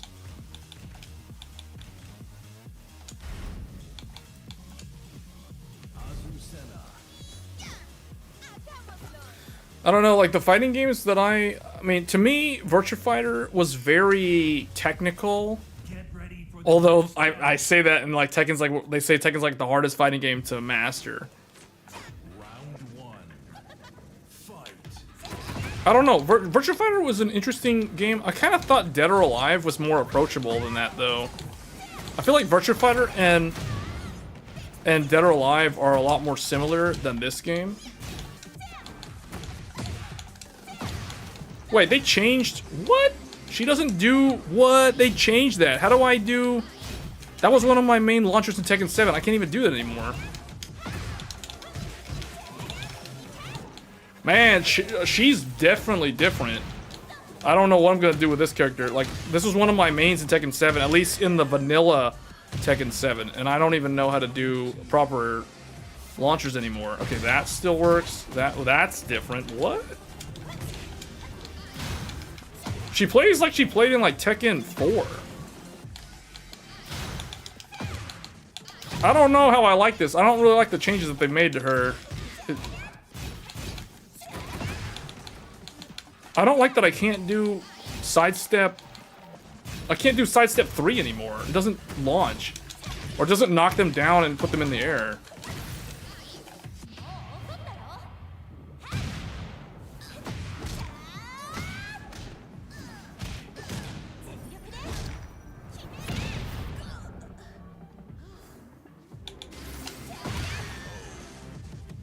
Didn't give her a chance to get up. Man, what? That is way different. Does she at least have... What?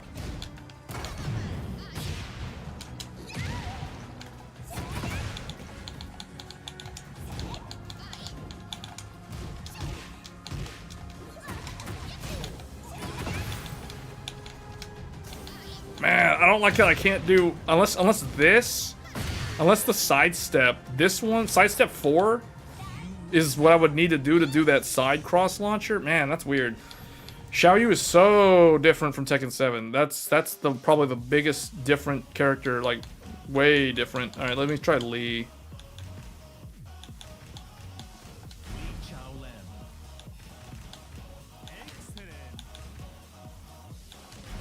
This like sci-fi. Everyone, he's got like a... I don't know what outfit that is. Get ready for the next battle.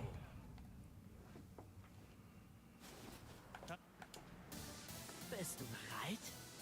Dann leg los. Round 1. Fight.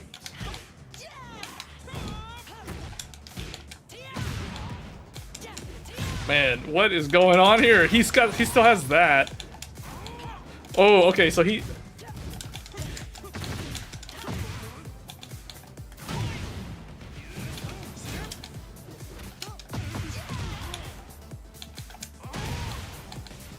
Does he have slide?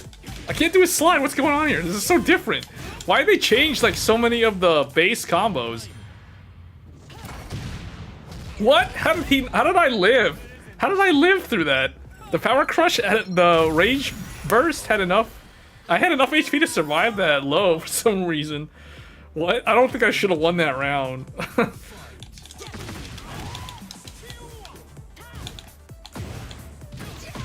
I like how he seems like Lee seems to move like way faster than before.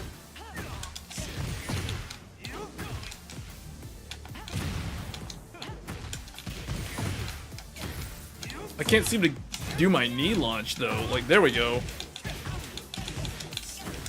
Oh, I don't know how to finish them. They changed some of the strings.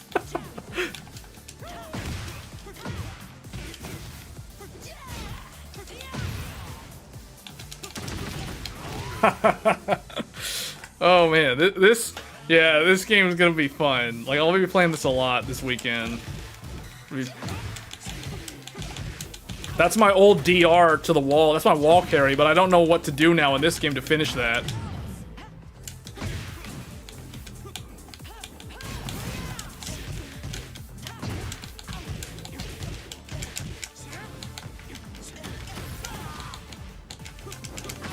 No chance. Complete disrespect right there.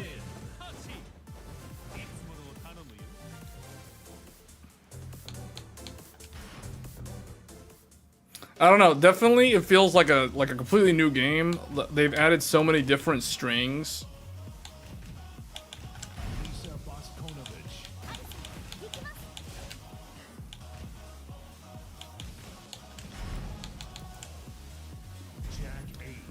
How's the Threadripper rig? Any quirks or hidden features discovered since the build? No, not really. I mean, that's the PC that I have that has the most storage. Because it has the densest drives. It has the most memory. I can tell you that. I mean, I might live stream from that computer. I might test this game on Intel's A770 from that computer. Did he just throw her head back onto her head because it fell off? Alright, that is the same. Okay, so she doesn't seem that different to me.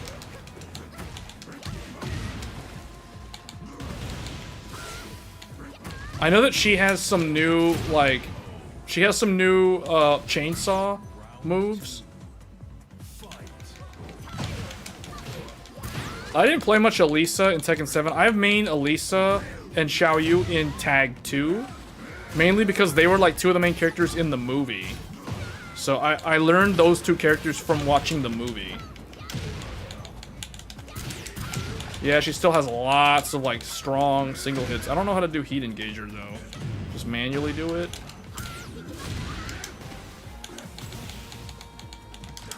Oh wow. Here we go. Bam. Yeah, there's a Tekken. Well, there's more than one Tekken movie, but I'm talking about the one that's based. The one called Tekken. What was the name of that movie? Bloodline Rebellion. Look up Tekken Bloodline Rebellion. I think that's the movie. It's a 2011 movie. It came out between Tekken 6 and Tekken Tag 2. Prior to that, I never really cared about this character. But after the movie, I was like, okay, I'm totally gonna learn how to play this character. And she was one of my mains in Tekken Tag 2. Her and Xiaoyu both. Like prior to that movie, I never like bothered with Xiaoyu. I thought she was too confusing of a character. Man, she still hits so hard. This character is another like really easy character for people that are not familiar with the game. Like she has a lot of strong single hits. You don't need to know a lot of combos to do a lot of damage with that character.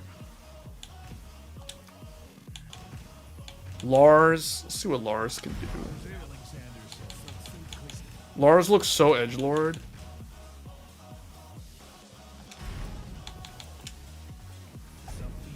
Guided by the stars. Yeah. Yeah. What finisher? Get ready for the next battle. Man, I don't even think I remember how to do anything with this guy. This guy makes me think of Iori from King of Fighters, though. His hairstyle looks like Iori. Well, doesn't he look like Iori? He looks like one of the characters from King of Fighters. I forget who. Man, she's like interrupting all my... Okay. Yeah, I don't remember how to play this guy at all. Okay, he's got what is this? 214?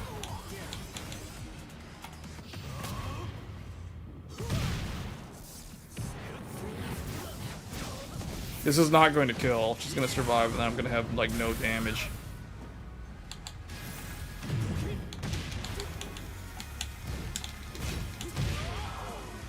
Just do basic punches.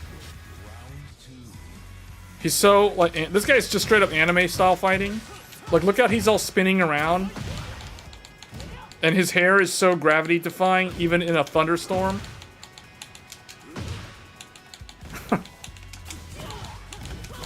Man, I can't remember how to do the...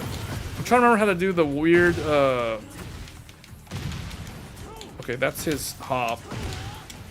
Oh, man. Okay, yeah, I died there.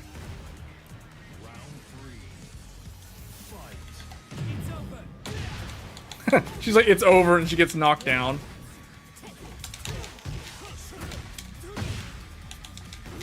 Yeah, okay, that's a launcher. How did I do that? Was that a Wild Rising?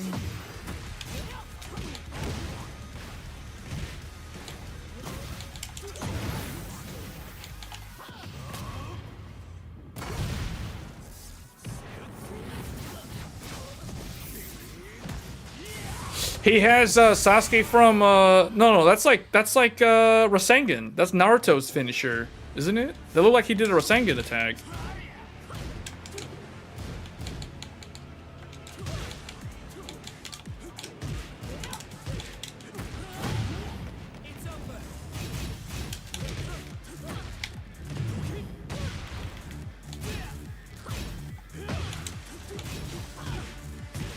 I can't remember which. Was it that? No.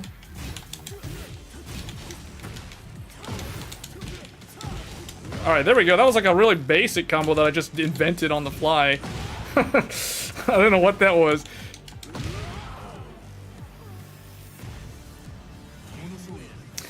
I can't help but think, like, the AI... I'm playing this on the highest difficulty level. The AI doesn't really seem that challenging for ultra hard, which means that they put all their AI stuff into the machine learning thing that they did, the ghost battle. I think that's probably where all their efforts went.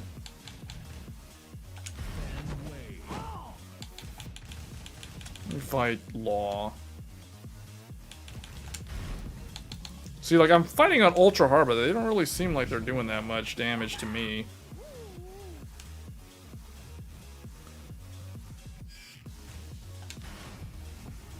Get ready for the next I need to start downloading other players' ghosts, though, because you'll be able to play against others without the lag from online. I will do online as well. Just trying to see, like, what all they changed.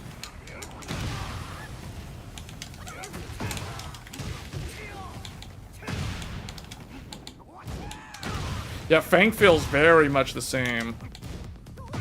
He doesn't seem that different to me. Okay, wow, Law.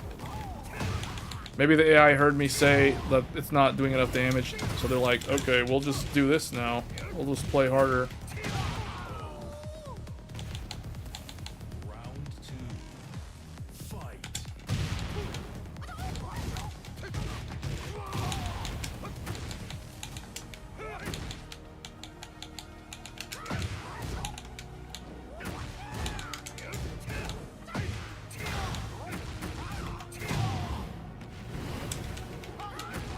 That was a nice duck.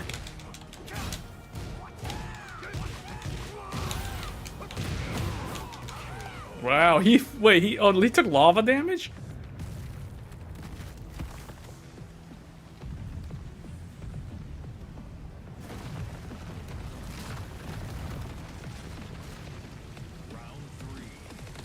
I'm guessing this is like the final stage for the story mode.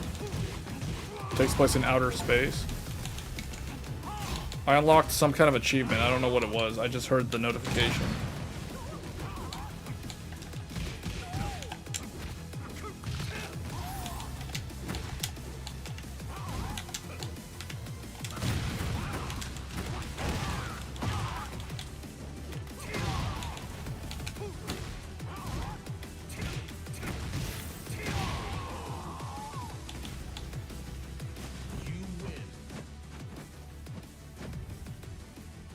He feels very much the same. That's very much Fang from the old games. So far, out of all of them, Xiao Yu feels like a completely different character. Only some of her strings are the same. Like everything, like a lot of the kick moves seem so different.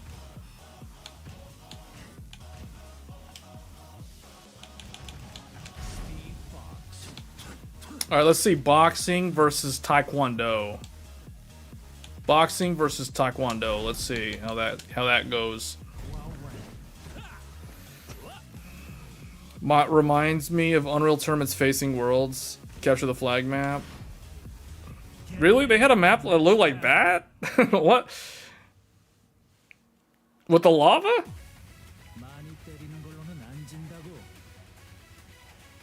When it comes to who talks the most, you definitely win. What? This is a new rivalry between these two characters?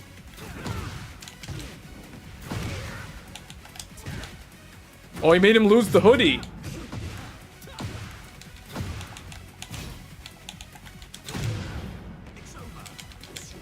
The left jab, I think, is the really good one. Or it's the fast one, yeah. Oh, wow, I'm getting destroyed from this guy's kicks.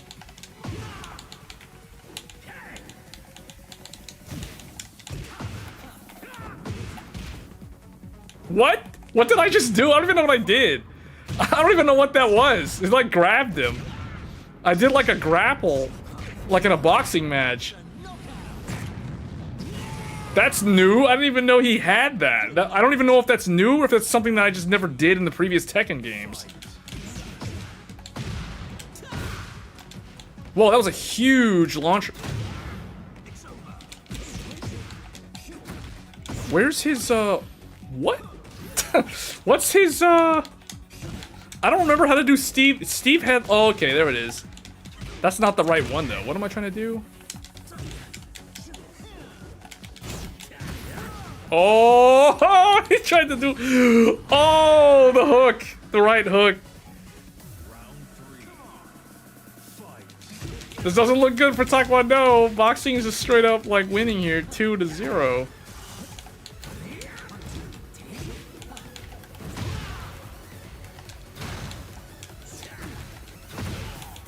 This game has, like, from what I heard, people were telling me that this game has such a varied soundtrack compared to the previous Tekken games. There's like jazz, there's like lo-fi.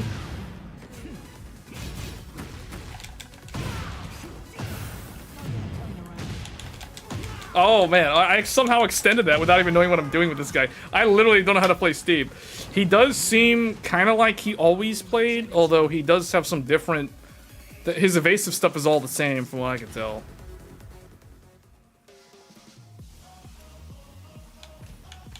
Alright, let's try Jack. Jack, let's fight this new guy. I don't know what this new guy does. I just know from what I've seen, the gameplay makes me think that he's essentially the game's... He's like Tekken 8's replacement for Noctis not being in the game anymore. So that's one way to keep a character around. Just like replaces him with a different character that has a similar fighting style.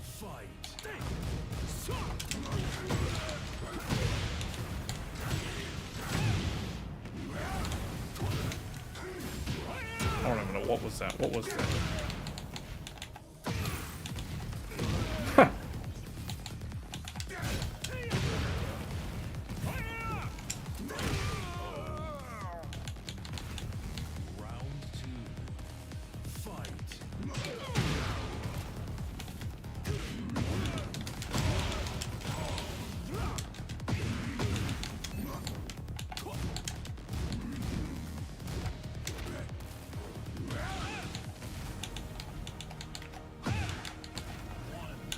Oh, okay, there's wind up. Wind up. I forgot how to do it. Like, you can actually wind it up.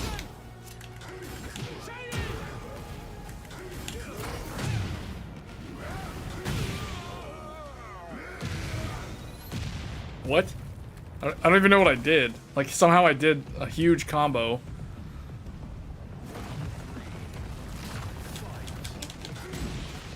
He has a flying thing, but I can't figure out how to do it. Wait, that's not what I thought. Okay.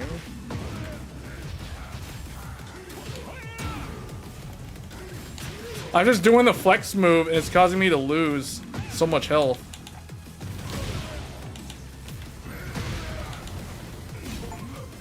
I'm just unlocking a bunch of achievements. I don't even know what I'm doing. Like, I'm just...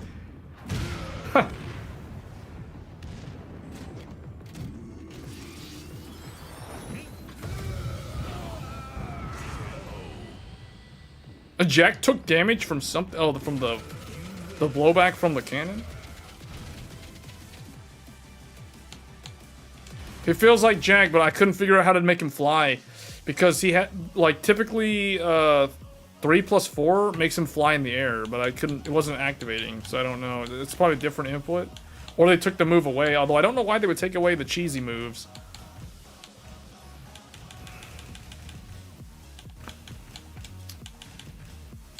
Let's try Leroy. Let's fight Claudio.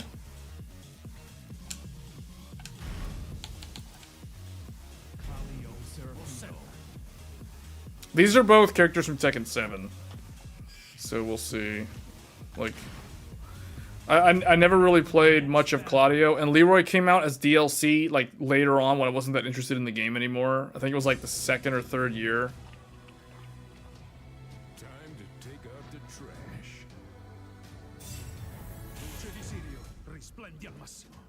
Round one. Completely different fighting styles, like the way they even present themselves in the intro.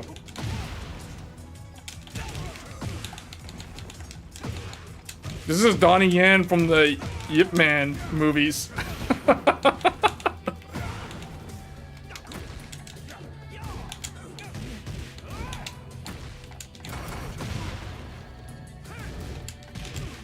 They need to put someone in here that fights like Mike Tyson. Oh, I'm gonna lose this round.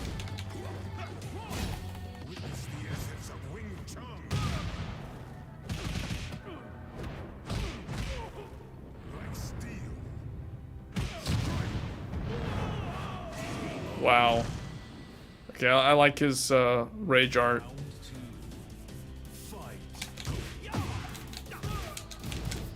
I like how he also looks like he rolled up his sleeves.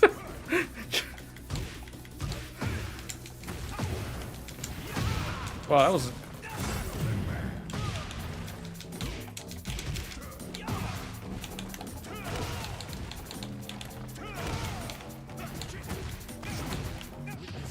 Yeah, I'm not gonna kill him. I might actually... Yeah, I'm gonna lose.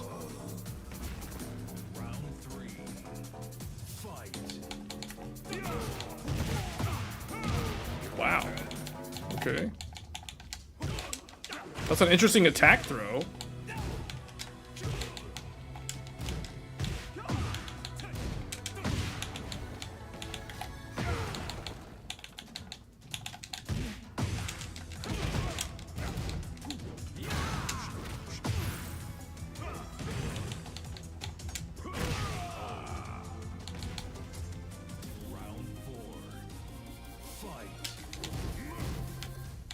They both. I like how we both like ducked at the same time.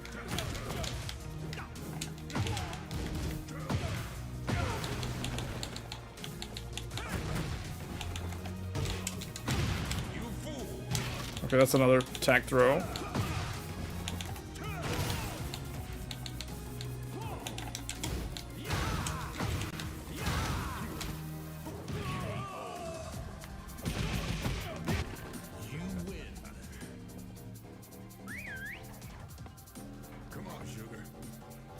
So random. Alright, I think that's gonna be it. So far, yeah, I'm gonna have to go through story mode. I don't know how much of this I'm going to live stream, but I will probably live stream at least once.